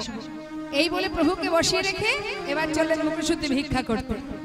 মুখশুদ্ধি মাগিবার তরে গোবিন্দ চলিল, মুখশুদ্ধি মাগিবার তরে গোবিন্দ চলিল।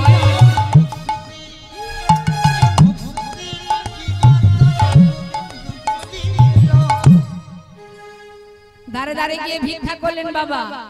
ভিক্ষা করে ফিরে আসছে, দুইটি হরি তোকে মাগিয়া লাইলা, দুইটি হরি তোকে মাগিয়া লাইলা, দুইটি হরি তোকে মাগিয়া লাইলা।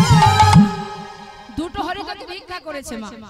ভিক্ষা করে যখন আবার ফিরে আসছে, আসবার সময় পথে আসতে আসতে চিন্তা করছে, তাই তো আজ যেমন প্রভু মুখশুদ্ধি চাইলেন, কাল না জানি আবার কোথায় গিয়ে বলবে গোবিন্দ মুখশুদ্ধি দাও। তার থেকে একটা কাজ করা যায়, দুটো হরিতকে প্রভুকে দিয়ে কাজ নেই। যে এক ভাণ্ড ঘোল একা খেতে পারে, তার কাছে দুটো হরিতকি কোনো ব্যাপার? তার থেকে একটা আমার কাছে থাক, আর একটা প্রভুকে দেব। সে তো আর জানতে পারছে না আমি কি করে কি করছি। এটাই হচ্ছে সমস্যা আমাদের। বাবা ওমা কি হয়েছে? ও দক্ষিণা নিয়ে বাড়ি যাচ্ছেন? কি ঘুম পেয়েছে নাকি? চিন্তা করছে আর কীর্তন শুনে লাভ নেই, অনেক শুনেছি বাবা। আমরা সুখ বড় ভালোবাসি। দেখুন এখানেই তার প্রমাণ। ভগবানের নাম শুনতে এসেও খুঁজে বেড়ায় কোথায় একটু খুঁটি আছে, হেলান দিয়ে বসে বসে কীর্তন শুনে। এত অলস আমরা বাবা। দেখুন দেখুন আমার তাকে দেখুন, আমার বাবারা ফাঁকা জায়গায় বসে আছে, দেখতে পাচ্ছেন? আপনারা তো দিব্যি কত সুন্দর এখানে বসে আছেন এই মন্দিরের মধ্যে, আর দেখুন আমার বাবারা কত কষ্ট করে বসে আছে। তারা খুঁটিতে হেলানও দেয়নি। এই যে আমার মা দেখুন কি সুন্দর হেলান দিয়ে বসেছে। আজ এমন করে হেলান দিয়ে বসলে কার ঘুম পাবে না বলুন দেখি? হরি বল। আর যদি এখানে সিরিয়াল হতো, হয় না? এদিকে সিরিয়াল হয় তো? আপনাদের বাড়ির টিভিতে সিরিয়াল হয়? হয় না? যাক বাবা, সিরিয়াল সব জায়গায় হয় বাবা। বাংলাদেশে গিয়েও দেখেছি, সেখানেও চলছে আমাদের ইন্ডিয়ান সিরিয়াল। সিরিয়াল মানে কি? সিরিয়াল কথার অর্থ কি? Serial serial serial by serial, শেষ নেই। হ্যাঁ, তো বাবা সিরিয়াল যখন লম্বা হবে, তার মধ্যে 5টা বিয়ে না করলে লম্বা হবে? যত বিয়ে করবে তত সিরিয়াল লম্বা হবে। নিতাই গৌর হরি বল। আর তাই দেখার জন্য আমরা সারা দিন সংসারে খেটে মরি, আর মনে মনে ভাবি শোনো সারাদিন তোমার সংসারে খাটছি, সন্ধ্যা 6টা থেকে 10টা পর্যন্ত, নাকি 6টার আগে হয় নাকি? যাই হোক, আমি অল্প সময়টুকু বললাম। এই 6টা 10টা কিন্তু আমাকে ডাকবে না, কারণ সিরিয়াল না দেখলে আমার ঘুমও হবে না, খিদেও হবে না, আমি সুস্থ থাকতে পারবো না। দেখবেন অনেকের মধ্যে আছে সিরিয়াল এতটাই দেখতে দেখতে নেশা হয়ে গেছে, রক্তের সঙ্গে মিশে গেছে সিরিয়াল। সে মনে করে কীর্তন শোনার দরকার নেই। সিরিয়ালটা এমন একটা জায়গায় আটকে আছে, আজকে না দেখলে জনমটাই বৃথা হয়ে যায়। কীর্তন শুনে কি হবে? তোমাকে সিরিয়াল হলে এত সুন্দর ঘুম আসতো না। এই ঘুম হচ্ছে কলির এক কন্যা। কলিরও তো থাকার জায়গা দরকার। সে ঘুমের মধ্যে থাকতে ভালোবাসে। যেখানে জুয়া খেলা হয় সেখানে থাকে, যেখানে সোনা পান হয় সেখানে থাকে, যেখানে ধন ঐশ্বর্য অর্থাৎ সোনা, সোনার মধ্যেও এই কলি থাকে। কলির কিছু কিছু জায়গা আছে। হ্যাঁ, তা শুনুন, এখন এই কলির যদি আপনি ভরসা করেন, মানে কলিকে পাওয়ার আশা করেন, তাহলে ঘুমানো অসুবিধা নেই। এখন ওই কলি মহারাজ একদিন গল্পটা বলেই নি বাবা। হ্যাঁ, ওই কলি মহারাজ গালে হাত দিয়ে খুব চিন্তা করছে যে আমার রাজত্বটা দিনে দিনে বোধহয় এবার বন্ধ হয়ে যাবে, এই রাজত্ব আমি আর রাখতে পারবো না। হ্যাঁ, চারিদিকে এত অলিতে গলিতে পাড়ায় পাড়ায় হরিনাম কীর্তন হচ্ছে, সবাই যদি কীর্তন শোনে তাহলে আমার জমিদারি কি করে রক্ষা হবে? এখন তার 4 কন্যা বলছে, বাবা চিন্তা করো না, আমরা তো আছি 4 জন, আমরা থাকতে তোমার রাজত্ব চলবে, মানে বেশ ভালোই চলবে। তখন বাবা কলি মহারাজ জিজ্ঞাসা করছে, হ্যাঁ রে মা, তোরা করবিটা কি? বলে শোনো, আস্তে, গল্পের বেলায় 16 আনা আছে, হ্যাঁ, আর কীর্তন শুনতে বসলে বড় কষ্ট। শুনুন, এখন 4 মেয়ে বলছে আমরাও যাব কীর্তন শুনতে, ওরা যেমন যাচ্ছে আমরাও যাব। এই যে আপনারা এসেছেন না, কলিও চলে এসেছে। হ্যাঁ, 4 মেয়ে এখানে উপস্থিত। এবার কলির 4 মেয়ে বলছে, বাবা ওরা যাবে কীর্তন শুনতে, কীর্তন শুনে পুণ্য অর্জন করে সব স্বর্গে যাবে, যেতে দেব না। কাউকে স্বর্গে যাওয়া হবে না, যে মন দিয়ে শুনবে তার কাছে তো যেতে পারবো না।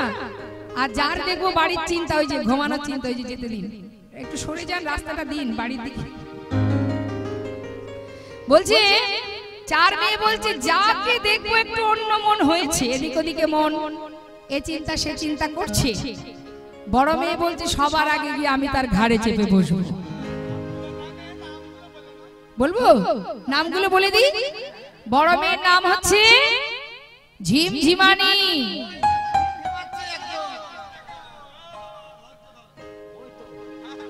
মেজো মেয়ের নাম হাইতুলানি, সেজো মেয়ের নাম ঠ্যাং মেলানি, আর ছোট মেয়ের নাম ঘুম পড়ানি। তা প্রথমত বড় মেয়ে ঘাড়ে চাপবে, যে কীর্তন শুনবে তার ঘাড়ে চাপতে পারবে না, কিন্তু যে অন্য মনস্ক থাকবে, দেখুন আমার বাবাদের এদিকে কিন্তু ঘাড়ে চাপবে না, চাপবে আপনাদের দিকে, আমি জানি। এখন ওই বড় মেয়ে আগে যেই ঘাড়ে চাপবে কি হবে জানেন?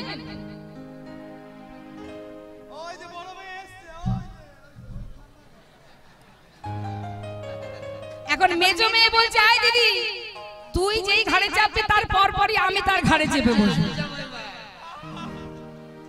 এই দেখুন ওই হচ্ছে বড় মেজো মেয়ে। সেজো মেয়ে ওই দেখুন পা লম্বা করে বসে আছে।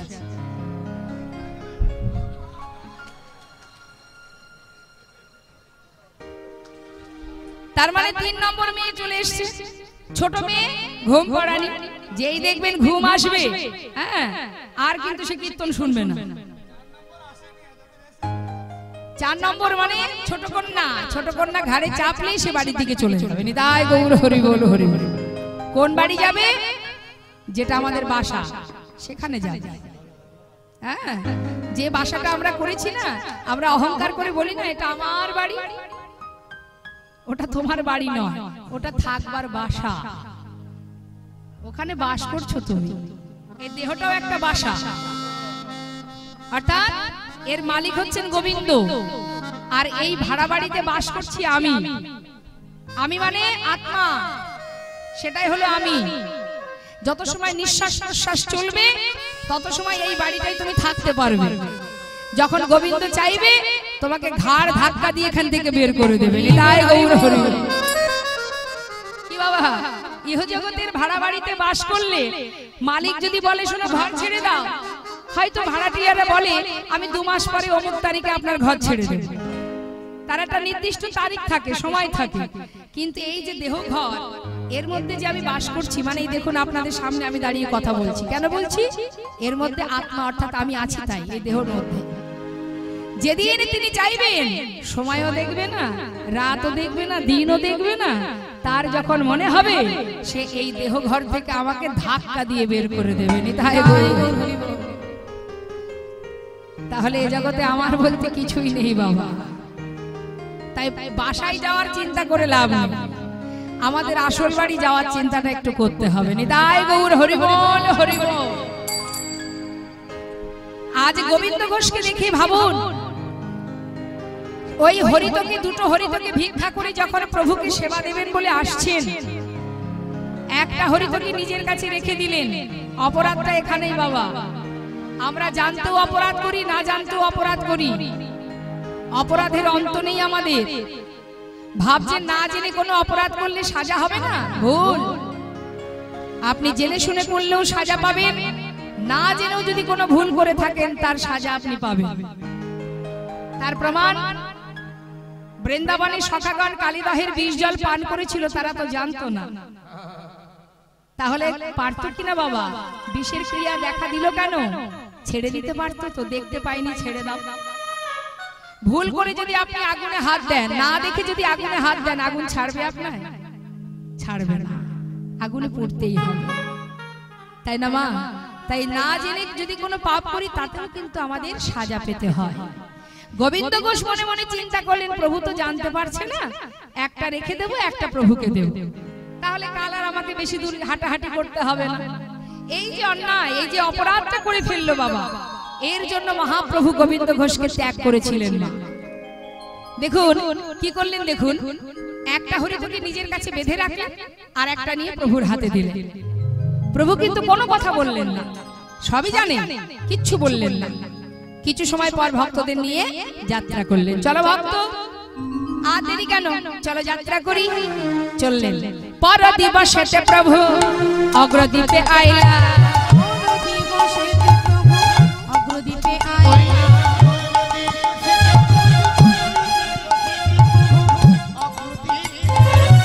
অগোবিন্দ, এটা কোথায়? হরি বল। ও প্রভু, এখানেই আমার ঘর, এই সেই অগ্রদ্বীপ। বাবা বাবা, অগ্রদ্বীপে চলে এলাম। শোনো গোবিন্দ, আর কোথাও যাব না, এখানে সেবার ব্যবস্থা করো। যেই বলে যে ব্যবস্থা করো, আনন্দ ধরছে না। তাড়াতাড়ি রন্ধন হলো, সবার আগে প্রভুর সেবা হলো। সেবার পর প্রভু আবার কি করলেন মা, গত দিনের মতো আজও হাত বাড়িয়েছে। মুখশুদ্ধি লাগি প্রভু কর বাড়াইলা,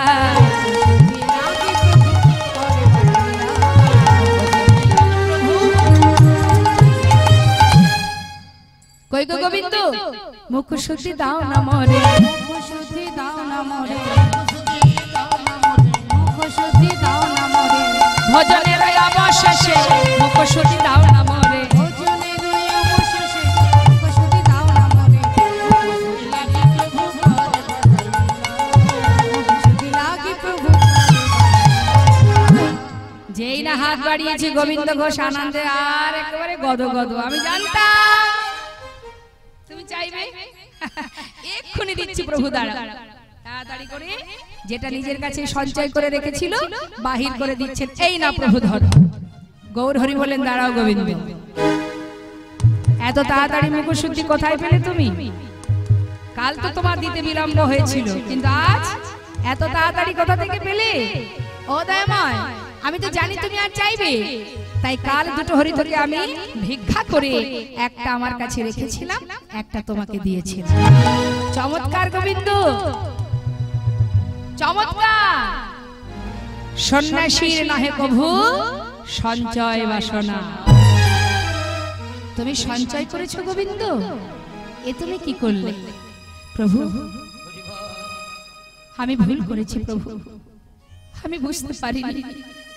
দয়াময়, আমি সঞ্চয় করেছি ঠিকই, সে তো তোমার জন্য করেছি, আমার জন্য তো করিনি। দয়াময়, আমি তুমি ক্ষমা করে দাও। শোনো গোবিন্দ, যে আমার সঙ্গী হয়ে আমার উপরে নির্ভরশীল হতে না পারে, আমি তার মুখ দর্শন করি না। তুমি সব ত্যাগ করে আমার সঙ্গী হয়েছো ঠিকই, কিন্তু সঞ্চয় বাসনা তোমার মন থেকে এখনো যায়নি গোবিন্দ। তাই আজ থেকে আমি তোমায় ত্যাগ করলাম না। আমি তোমায় ছেড়ে থাকতে পারবো না গৌর হরি। আমি কথা দিলাম আমি কোনোদিন আর সঞ্চয় করব না, কিন্তু তুমি আমায় ফেলে চলে যেও না গৌর হরি। চরণটা বুকের মধ্যে জড়িয়ে ধরেছি। শোনো গোবিন্দ, আমি কোনো সঞ্চয়বৃত্তি মানুষের সঙ্গ করি না। যারা আমাকে বিশ্বাস করে না, ভরসা করে না, আমি তাদের মুখ দর্শন করি না। তাই তুমি যখন সঞ্চয় করেছো, আমি মনে করি আজ থেকে তোমার মুখ দর্শন করা আমার উচিত নয়। ভক্ত, চলো ভক্ত, আজ গোবিন্দকে ত্যাগ করে আমরা এই অগ্রদ্বীপ থেকে যাত্রা করি। যেই না প্রভু চলে যাচ্ছে মা, সঙ্গে সঙ্গে গোবিন্দ ঘোষ ছুটে গিয়ে চরণটা জড়িয়ে ধরেছে। আমি তোমায় যেতে দেব না প্রভু, না না, তুমি যেতে পারো না, তুমি আমায় ছেড়ে চলে যেতে পারো না দয়াময়। আমি কি নিয়ে থাকবো বলো? তুমি ছেড়ে কে আছে গৌর হরি আমার? আমি কি নিয়ে থাকবো? তুমি পতি পাবন হরি,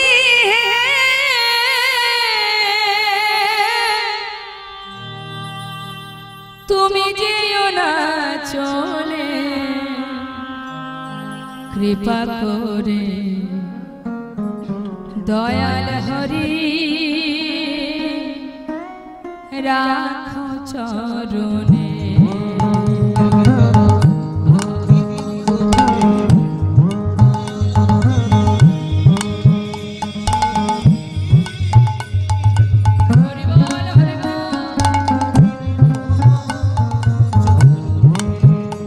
একবার কৃপা করে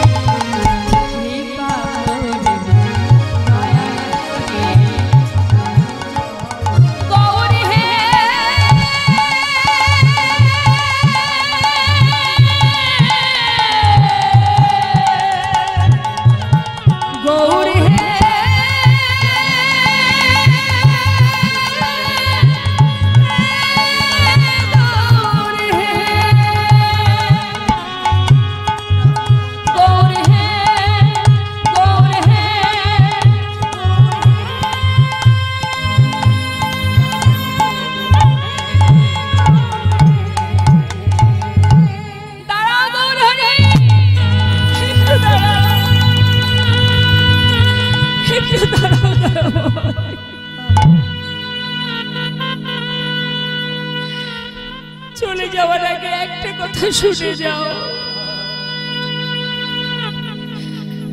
তুমি কি মনে করেছো তুমি আমায় ফেলে চলে গেলে আমি ভালো থাকবো না? ভুল ভেবেছো তুমি। আমি ভালো থাকবো, অনেক সুখে থাকবো আমি। তবে তুমিও শুনে যাও। হ্যাঁ প্রভু, তুমি শুনে যাও। এই যে তুমি আজ আমায় ছেড়ে চলে যাচ্ছ, আমি যদি মনে প্রাণে তোমাকে ভালোবেসে থাকি, আমার বলতে যা আছে সব যদি আমি তোমায় সঁপে দিয়ে থাকি, আজ তুমি আমায় ফেলে চলে গেলেও কি হবে? তোমাকে আমার কাছে আবার ফিরে আসতে হবে। যাও, চলে যাও। কেন দাঁড়িয়ে আছো? চলে যাও। আমি চাই না তোমার সঙ্গী হতে। তবে শুনে যাও প্রভু, এক পক্ষকালের মধ্যে তোমাকে আমার কাছে আবার ফিরে আসতে হবে। চলে যাও।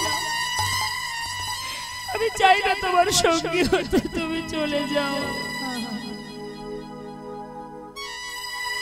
কিন্তু ফিরে তো তোমায় আসতেই হবে।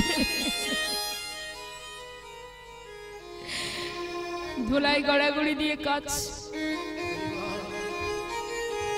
গ্রামবাসী দেখছে হায় হায়, এ তো আমাদের পাড়ারই ছেলে রে, পথে বসে কাঁদছে। সকলে মিলে ধরাধরি করে তার ঘরে পৌঁছে দিয়েছে। কিন্তু বাবা, যেজন একবার প্রভুর কাছে থেকে তার লীলা দর্শন করেছে, এক মুহূর্তের জন্য এই মায়ার সংসারে তার আর মন বসবে না মা। দেখতে দেখতে 15 দিনে হয় এক পক্ষকাল, 13 দিন হয়ে গেল। পথ চেয়ে রইলেন, প্রভু তো এলো না। মনে মনে চিন্তা করলেন, দয়াময়, সত্যি তুমি আমায় ত্যাগ করে চলে গেলে গৌরহরি। তুমি চলে গেলে। এই জগতে সবাই বলে যার কেউ নেই তার ভগবান আছে। আজ যদি সেই ভগবানই আমায় ত্যাগ করে দেয়, তাহলে এই পৃথিবীতে আর বেঁচে থাকবো কি নিয়ে? আমি আর বাঁচতে চাই না। গঙ্গার জলে নিজেকে বিসর্জন করে দেব। আমি যে তোমায় ছেড়ে থাকতে পারবো না গৌরহরি, আমি তোমায় ছেড়ে থাকতে পারবো না। মনের দুঃখে কষ্টে 13 দিন পার হতে চললো বাবা। 15 দিনে হয় এক পক্ষ কাল মা। 15 দিন পার হতে আর 2 দিন বাকি। গোবিন্দ ঘোষ সুরধ্বনি গঙ্গার জলে প্রাণ ত্যাগ করবে বলে এবার গঙ্গার ঘাটে এগিয়ে যাচ্ছে। প্রভুর নাম স্মরণ করতে করতে যাচ্ছে আর বলছে, দয়াময়, তুমি আমাকে ভুলে গেছো, আমি তোমায় ভুলবো না। তোমার নাম নিয়ে গঙ্গার জলে নিজেকে বিসর্জন করে দেব।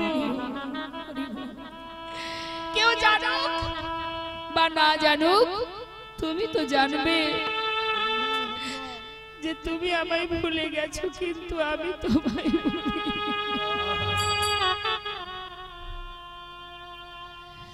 করুণাময় গৌরহরি ভক্তের চোখের জল সইতে না পেরে একটা কষ্টি পাথর জলে ভাসিয়ে দিলেন রামকেলিতে। আর সেই পাথরটা ভাসতে ভাসতে অগ্রদ্বীপের ঘাটে এসে পৌঁছালো। আর এদিকে গোবিন্দ ঘোষ প্রভুর চরণ স্মরণ করতে করতে যাচ্ছে। হরি হে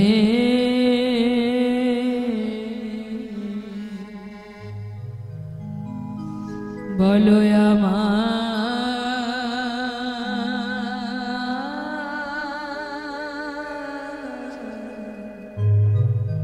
সেই দিন কবে হবে?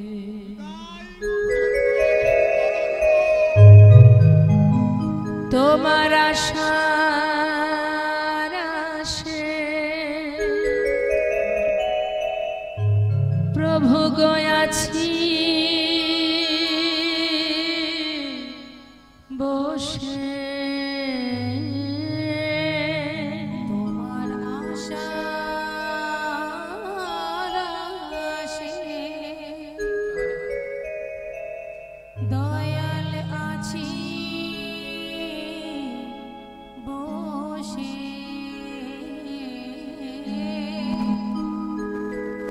বলো বলো কবে চরণ দেবে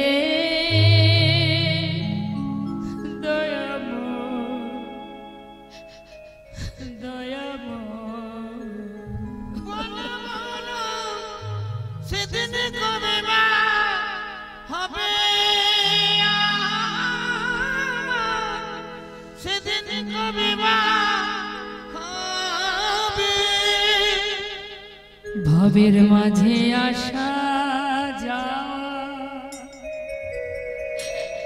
প্রভু তোমায় ডাকা হলো না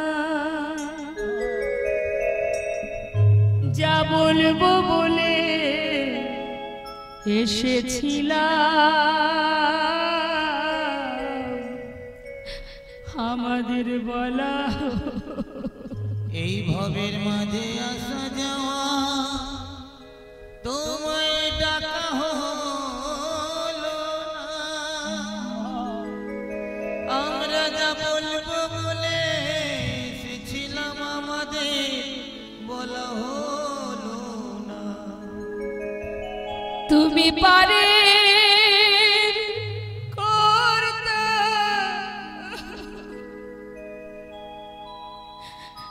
আমি শুনে বার্তা তুমি পারে করতে আমি শুনি বার্তা বলো বলো কবে পার করিবে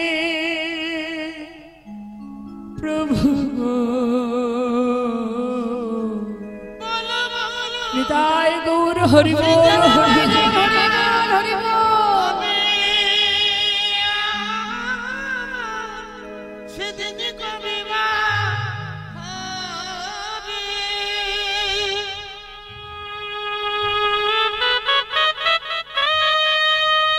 হলো না প্রভু এই জন্মে তোমায় ডাকা হলো না সবাই আমায় ত্যাগ করলো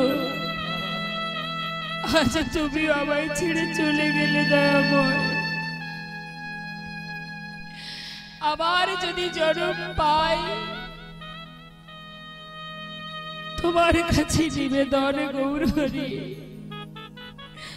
কৃষ্ণ ভক্তি মায়ের গর্ভে আমায় জন্ম দিও হরি বল।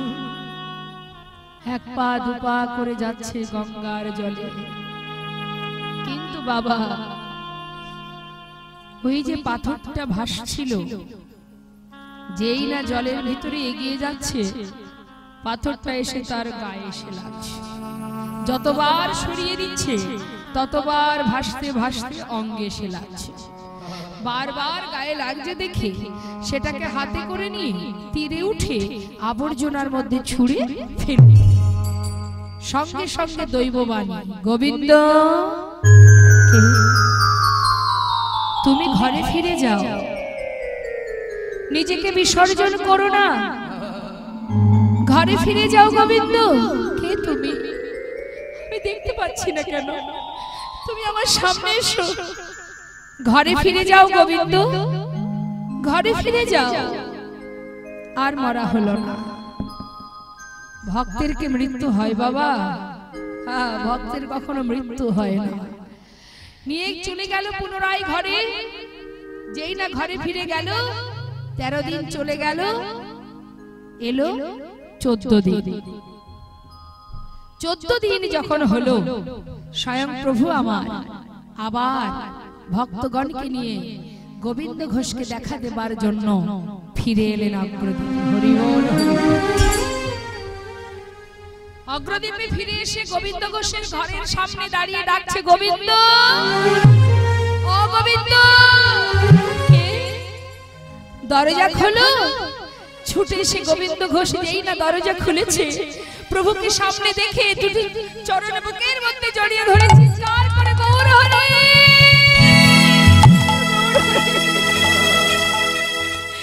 এসেছো দয়াময় তুমি এসেছো মনে পড়েছে আমার কথা চেয়ে দেখো দয়াময় আমি আর পারছি না আমি তোমায় ছেড়ে থাকতে পারবো না গৌরহরি, কথা দাও আমায় ছেড়ে যাবে না। শান্ত হও, তোমায় ছেড়ে আমি যাব না গোবিন্দ। তার জন্য আমি আমার আগমন বার্তা অনেক আগেই পাঠিয়ে দিয়েছি। তোমার আগমন বার্তা?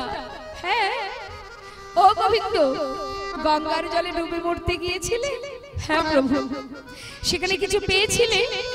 একটা পোড়া কাষ্ঠ। পোড়া কাষ্ঠ? যাও তো দেখি, নিয়ে এসো। ছুটতে ছুটতে গঙ্গার পাড়ে সেই আবর্জনার ভিতর থেকে সেই পোড়া কাষ্ঠটাকে হাতে তুলে দেখছি, কি এ তো কোষ্ঠী পাথর, গায়ে লেখা আছে কৃষ্ণ কৃষ্ণ কৃষ্ণ। ছুটে এসে গৌরহরিকে বলছে, দয়াময় এই কি তোমার আগমন বার্তা?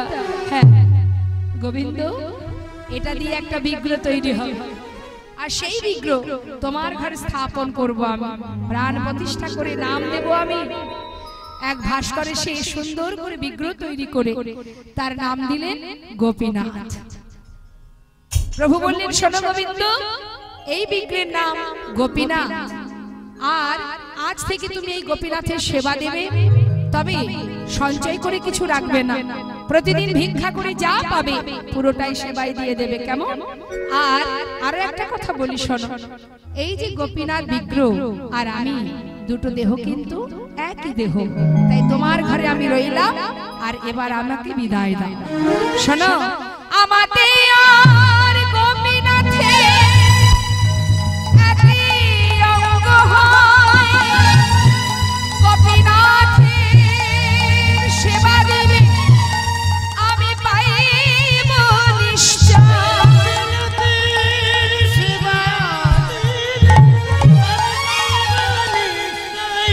আমাতে আর গোপীনাথে অভেদ জানিও, শুদ্ধ ভক্তিতে গোপীনাথের সেবা যে করিও। গোপীনাথের সেবা যে করিও। হরি বল, হরি বল। এবার আমায় বিদায় দাও গোবিন্দ, আমি যাই। কোথায় যাবে প্রভু? আমি, আমার মন মানে না, যাব বৃন্দাবনে।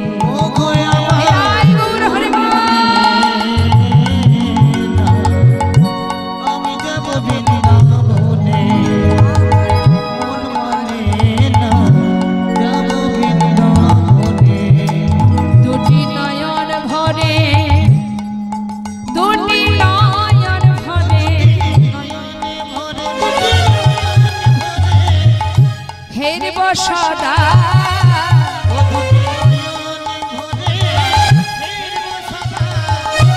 মদন মোহনে। হরি বল, জয় গৌর হরি বল।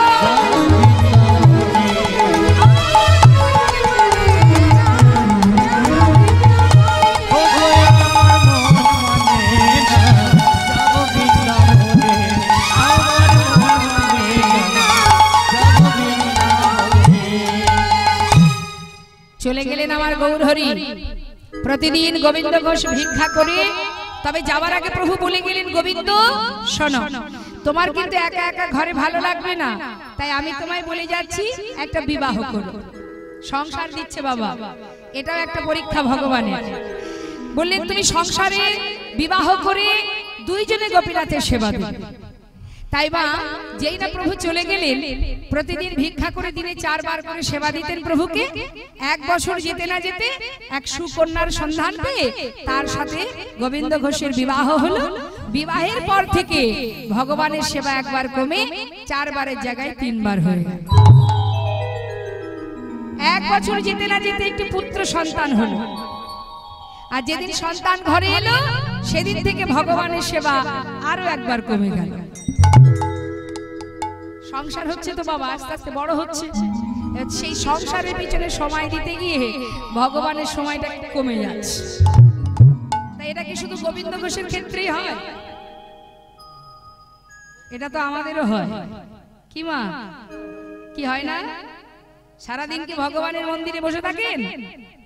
হ্যাঁ থাকেন সারাদিন। কোথায় থাকেন বলুন তো? রান্নাঘরে। বাড়িতে যদি 5 জন ব্যক্তি থাকে, এই 5 জন ব্যক্তির 5 রকম রান্না করতে হয়, পদ রান্না করতে হয়। 5 রকম কোথায়, এটা না ওটা, ওটা না ওটা, এটা না সেটা, তাই না? স্বামীর একরকম, ছেলে মেয়েদের একরকম, শ্বশুর শাশুড়ির একরকম, এই নানাবিধ পদ রান্না করতে করতে কিন্তু সারাদিন কেটে যায়।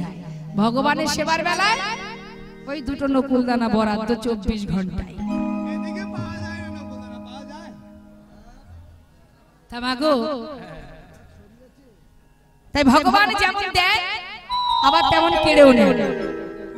দেখুন তার প্রমাণ কিভাবে কেড়ে নিচ্ছে, দেখুন একটা একটা করে কেড়ে নিচ্ছে। কি করলেন বাবা?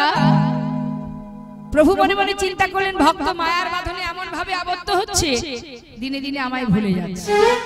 তাই যেমন মায়া দিয়েছি তেমন মায়া কাটিয়ে নেব।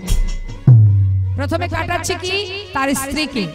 ভিক্ষা করে ফিরে এসে তার স্ত্রীকে ডাকছে, মাধবী যা ভিক্ষা করেছি 2 ভাগ করো, 1 ভাগ রন্ধন করো, 1 ভাগ তুলে রাখো। আমি চললাম স্নান করতে, স্নান করে এসে গোপীনাথের সেবা দেব। কিন্তু স্নান করে এসে দেখছে কি, ঝোলাটা যেখানে রেখেছিল ভিক্ষার ঝুলিটা সেইখানে পড়ে আছে, রান্না হয়। তাহলে রান্না হলো না, মাধবী কোথায়? ডাকছে, মাধবী ও মাধবী, বলি গেলে কোথায়? এত বেলা হলো, রান্না হলো না, এখনো গোপীনাথের সেবা দিতে হবে, কত বেলা হয়ে গেছে। ও মাধবী, সাড়া পাচ্ছে না মা, গেল কোথায়? ডাকতে ডাকতে ঘরের ভিতরে ঢুকে দেখছে কি, বিগ্রহ গোপীনাথের চরণে তার স্ত্রী মাধবী উপুড় হয়ে পড়ে আছে। ছুটে গিয়ে যেই না তার অঙ্গ পরশ করেছে, মাধবীর অসার দেহ দেখে চিৎকার করে উঠলেন, গোপীনাথ!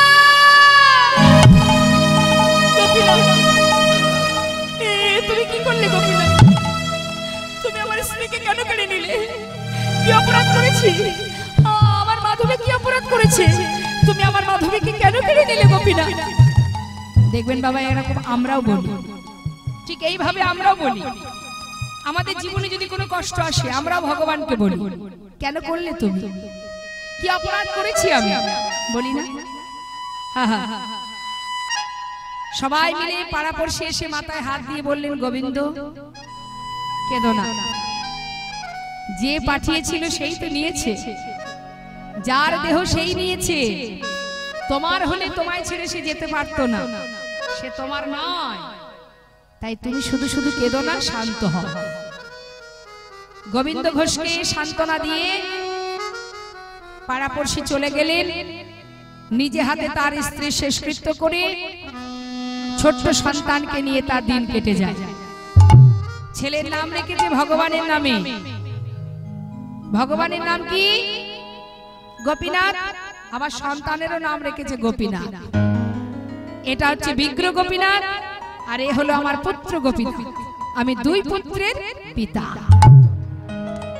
কিন্তু বাবা প্রতিদিন ভিক্ষা করে নিজের ছেলের জন্য যে খাবারটা রাখে, মানে সেবার বস্তুটা রাখে, ভুল করে ভগবানকে দিয়ে দেয়, আর প্রভুর জন্য যেটা রাখে ভুল করে সন্তানকে দিয়ে দেয়। প্রভু দেখলেন ভক্ত সেবা অপরাধী হবে, যে বাঁধনটা আছে ওটাও কাটিয়ে নিতে হবে। তাহলে বাঁধনটা কি? সন্তান। ছোট্ট ছেলে দেখতে দেখতে 5 বছর বয়স হলো। 5 বছরের ছেলে কিন্তু নিজের মাতা পিতাকে চিনতে শেখে, তাই না মা? প্রতিদিন মাঠে খেলা করে, বন্ধুরা সন্ধ্যা হবার সাথে সাথে মায়ের কোলে কোলে ঘরে যায়, আর সে নিজে পায়ে হেঁটে ঘরে আসে। এটাই তার প্রশ্ন যে আমার মা কোথায়? বাবা যেই গ্রাম থেকে ভিক্ষা করে ঘরে আসে, বাবার কোলের মধ্যে বসে জিজ্ঞাসা করে, বাবা সকলের তো মা আছে, আমার মা কোথায়? গোবিন্দ ঘোষ তার পুত্রকে বুকের মধ্যে জড়িয়ে ধরে বলে, গোপীনাথ আমি আছি বাবা, আমি তোর কোনো কষ্ট রাখবো না রে, তুই দুঃখ পাস না, তুই কষ্ট পাস না, আমি তো আছি, দেখিস আমি তোর কোনো কষ্ট রাখবো না। কিন্তু ছেলের প্রতিদিন একই প্রশ্ন, বাবা আমার মা কোথায়? সহ্য করতে না পেরে একদিন বাবা বলেই ফেললেন, তুই মায়ের কথা জানতে চাস? তবে যা, মন্দিরে যে গোপীনাথ আছে ওর কাছে কি জিজ্ঞাসা কর তোর মা কোথায়। 5 বছরের শিশু তো মা বাবার কথাটা কিন্তু বিশ্বাস করেছে। ঠিক বাবা যখন গঙ্গায় স্নানে গেছে সেই সময় ধীরে ধীরে মন্দিরে ঢুকেছে। মন্দিরে ঢুকে বিগ্রহ গোপীনাথের চরণের পাশে পুত্র গোপীনাথ করজোড়ে জিজ্ঞাসা করছে, গোপীনাথ আমার বাবা বলল তুমি নাকি জানো আমার মা কোথায়? বলো না গোপীনাথ আমার মা কোথায়? ও গোপীনাথ, গোপীনাথ হে গোপীনাথ বলো কোথায় আমার মা? বলো বলো কোথায় আমার একবার বলে দাও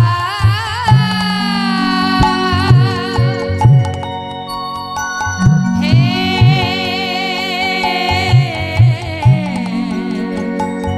গোপীনাথ বলো বলো কোথায় আমার মা? কোথায় আমার ডাকি আমি মা মা বলে, মা যে আমায় নেই না কোলে।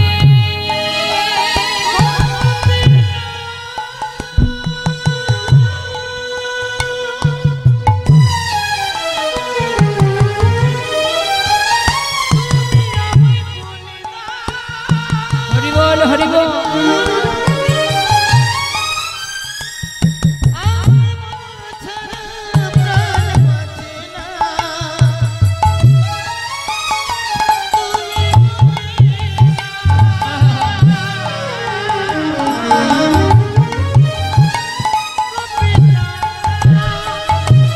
ডাকি আমি আহা।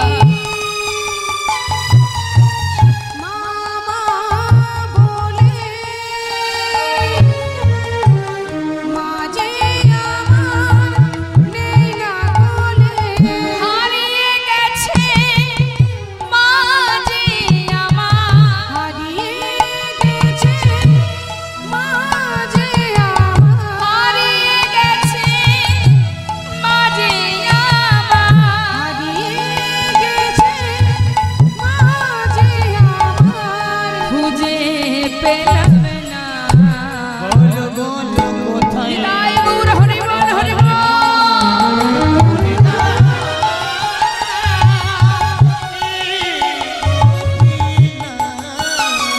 বলো কোথায় আমার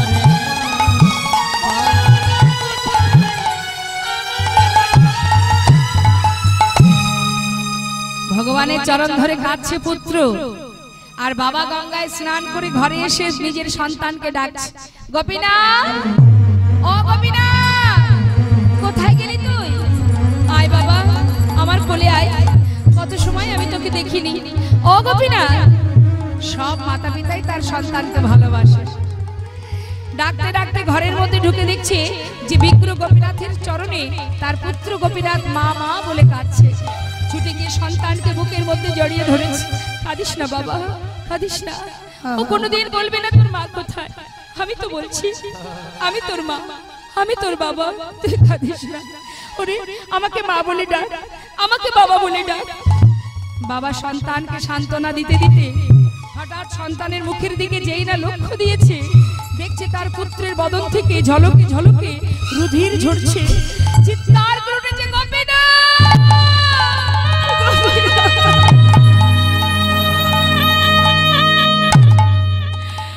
গোপীনাথ তুমি আমার সন্তানকে কেড়ে নিও না গোপীনাথ, ও ছাড়া যে আমার আর কেউ নেই। গোপীনাথ কেড়ে নিও না, তুমি কেড়ে নিও না প্রভু গো।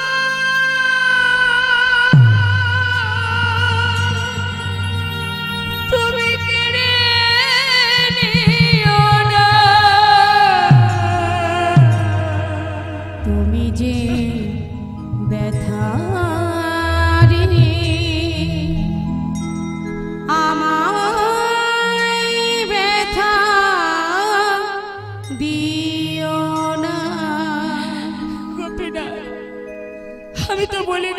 আমার সংসার দাও।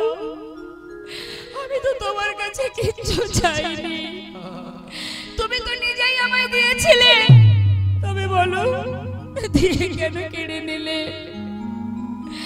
সন্তানকে বুকের মধ্যে জড়িয়ে ধরে কাঁদতে কাঁদতে তার সন্তান পিতার কোলেই প্রাণ হারালো। নিজে হাতে সন্তানকে নিয়ে গিয়ে গঙ্গার পাড়ে বালু রাশির মধ্যে গর্ত করে সন্তানের সমাধি দিল। গঙ্গায় স্নান করে সুস্থ বসন পরে ঘরে ফিরে এসে গোপীনাথের কাছে বলে, গোপীনাথ, আমার বলতে যা ছিল সবই তো তুমি কেড়ে নিলে। আজ আজ আমাকে বাবা বলে ডাকার আর কেউ রইল না গোপীনাথ। তাহলে বলো, পৃথিবীতে বেঁচে থেকে আর লাভ কি? সবই তো তুমি দিয়েছিলে, আবার তুমি কেড়ে নিলে। আমি আর বাঁচতে চাই না, আমি আর বাঁচতে চাই না। ঘরের মধ্যে গড়াগড়ি দিয়ে কাঁদে। ভগবানেরও সেবা হয় না, নিজেও কিছু সেবা করে না, শুধু ডাকে, ও গোপীনাথ, কোথায় গেলি তুই? ফিরে আয় বাবা, এসে একবার বাবা বলে ডাক। তুই ছাড়া কি আছে আমার? বাবা ফিরে আয়, একবার ফিরে আয়।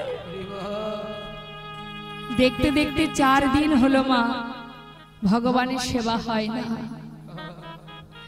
ভক্তকে কাঁদতে দেখে স্বয়ং প্রভু নিজে ওই বিগ্রহ থেকে সচল মূর্তি ধারণ করে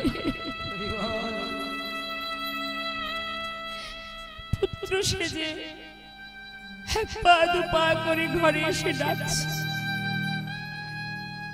বাবা, ও বাবা। কে? আমি তোমার পুত্র গোপীনাথ। আমার পুত্র? সে তো কবেই মারা গেছে। তুমি কে? আমি তো তোমায় চিনি না। কে তুমি? ফিরে যাও।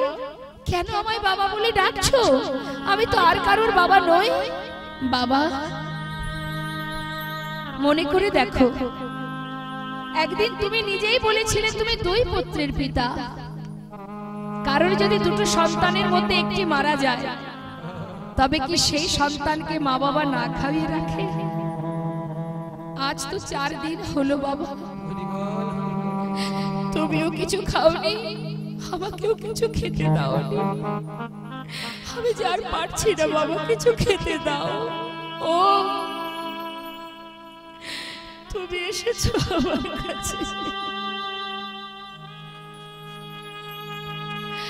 তুমি এসেছো আমার কাছে, আমায় বাবা বলে ডাকলে তুমি। তুমি জানো প্রত্যেকটি মাতা পিতা কেন একটা পুত্র সন্তান চায়? শেষের দিনে মাতা পিতার শেষকৃত্য করার জন্য। তুমি তো আমায় বাবা বলে ডাকলে, পারবে তুমি আমার সন্তান হয়ে শেষের কর্ম করতে? বাবা, কেন পারবো না? নিশ্চয়ই পারবো। আমি তোমার অঙ্গ স্পর্শ করে কথা দিচ্ছি বাবা, পৃথিবীতে যতদিন চন্দ্র সূর্যের উদয় হবে, আমি ততদিনই তোমার শেষকৃত্য করে যাব বাবা। এবার কিছু খেতে দাও। পারবে তুমি আমার জন্য কাছা নিতে? পারবো। আমার জন্য পিণ্ড দিতে? পারবো, পারবো বাবা, আমি পারবো। তুমি পারবে 1 মাস আমার জন্য হব্বি শোনো খেতে? পারবো বাবা, আমি পারবো। কয়েক বাড়ি থেকে ভিক্ষা করে এনে সেবা দিয়েছে মা। কিছুদিন গেল এইভাবে, তারপর আর পারছে না। গোবিন্দ ঘোষ আর চলতে পারে না, শয্যাশায়ী হলে। ভগবান নিজে প্রতিদিন সন্তান হয়ে যেখানে গোবিন্দ ঘোষ শুয়ে আছেন তার পাশে, মাথার পাশে বসে গোবিন্দ ঘোষের গলাটা জড়িয়ে ধরে বলে, বাবা, বাবা গো, তোমার বুঝি কষ্ট হচ্ছে? না রে, জীবনের অন্তিম সময় যখন আসে সকলেরই যেমনই হয়। ওরে, আমার যে চলে যাওয়ার সময় হয়েছে,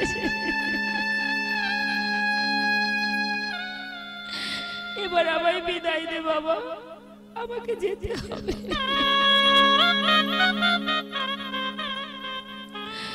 বাবা, তুমি চলে গেলে, তুমি চলে গেলে আমাকে কে দেখবে? কার কাছে থাকবো আমি? ওরে, এটাই তো জগতের নিয়ম। আজ কিন্তু আর গোবিন্দ ঘোষের মনে নেই যে স্বয়ং ভগবান পুত্র সেজে তার পাশে বসে আছে। কেন জানেন মা? অন্তিম সময় এসেছে তো, মাথাতে কিছুই স্মরণে আসছে না, বিস্মরণ হয়ে গেছে। ভেবেছে নিজের পুত্র, তাই বলছে বাবা কাঁদিস না, সবাইকেই চলে যেতে হবে, দুঃখ করিস না। তবে একটা কাজ করবি, বলো বাবা, আমাকে একটু চরণামৃত এনে দিবি? জানা, একটু চরণামৃত এনে দে। ভগবান সচরণামৃত পান করালেন। গোপীনাথ, বলো বাবা, আমার শিয়রের পাশে একজোড়া করতাল আছে, আমাকে একটু সেই মধুর নাম শোনাবে বাবা। করতাল হাতে করে নিয়ে স্বয়ং ভগবান পুত্র সেজে চোখের জলে মুখ ভাসিয়ে কাঁদছে, আর ভক্তকে নাম শ্রবণ করাচ্ছে। হরে কৃষ্ণ হরে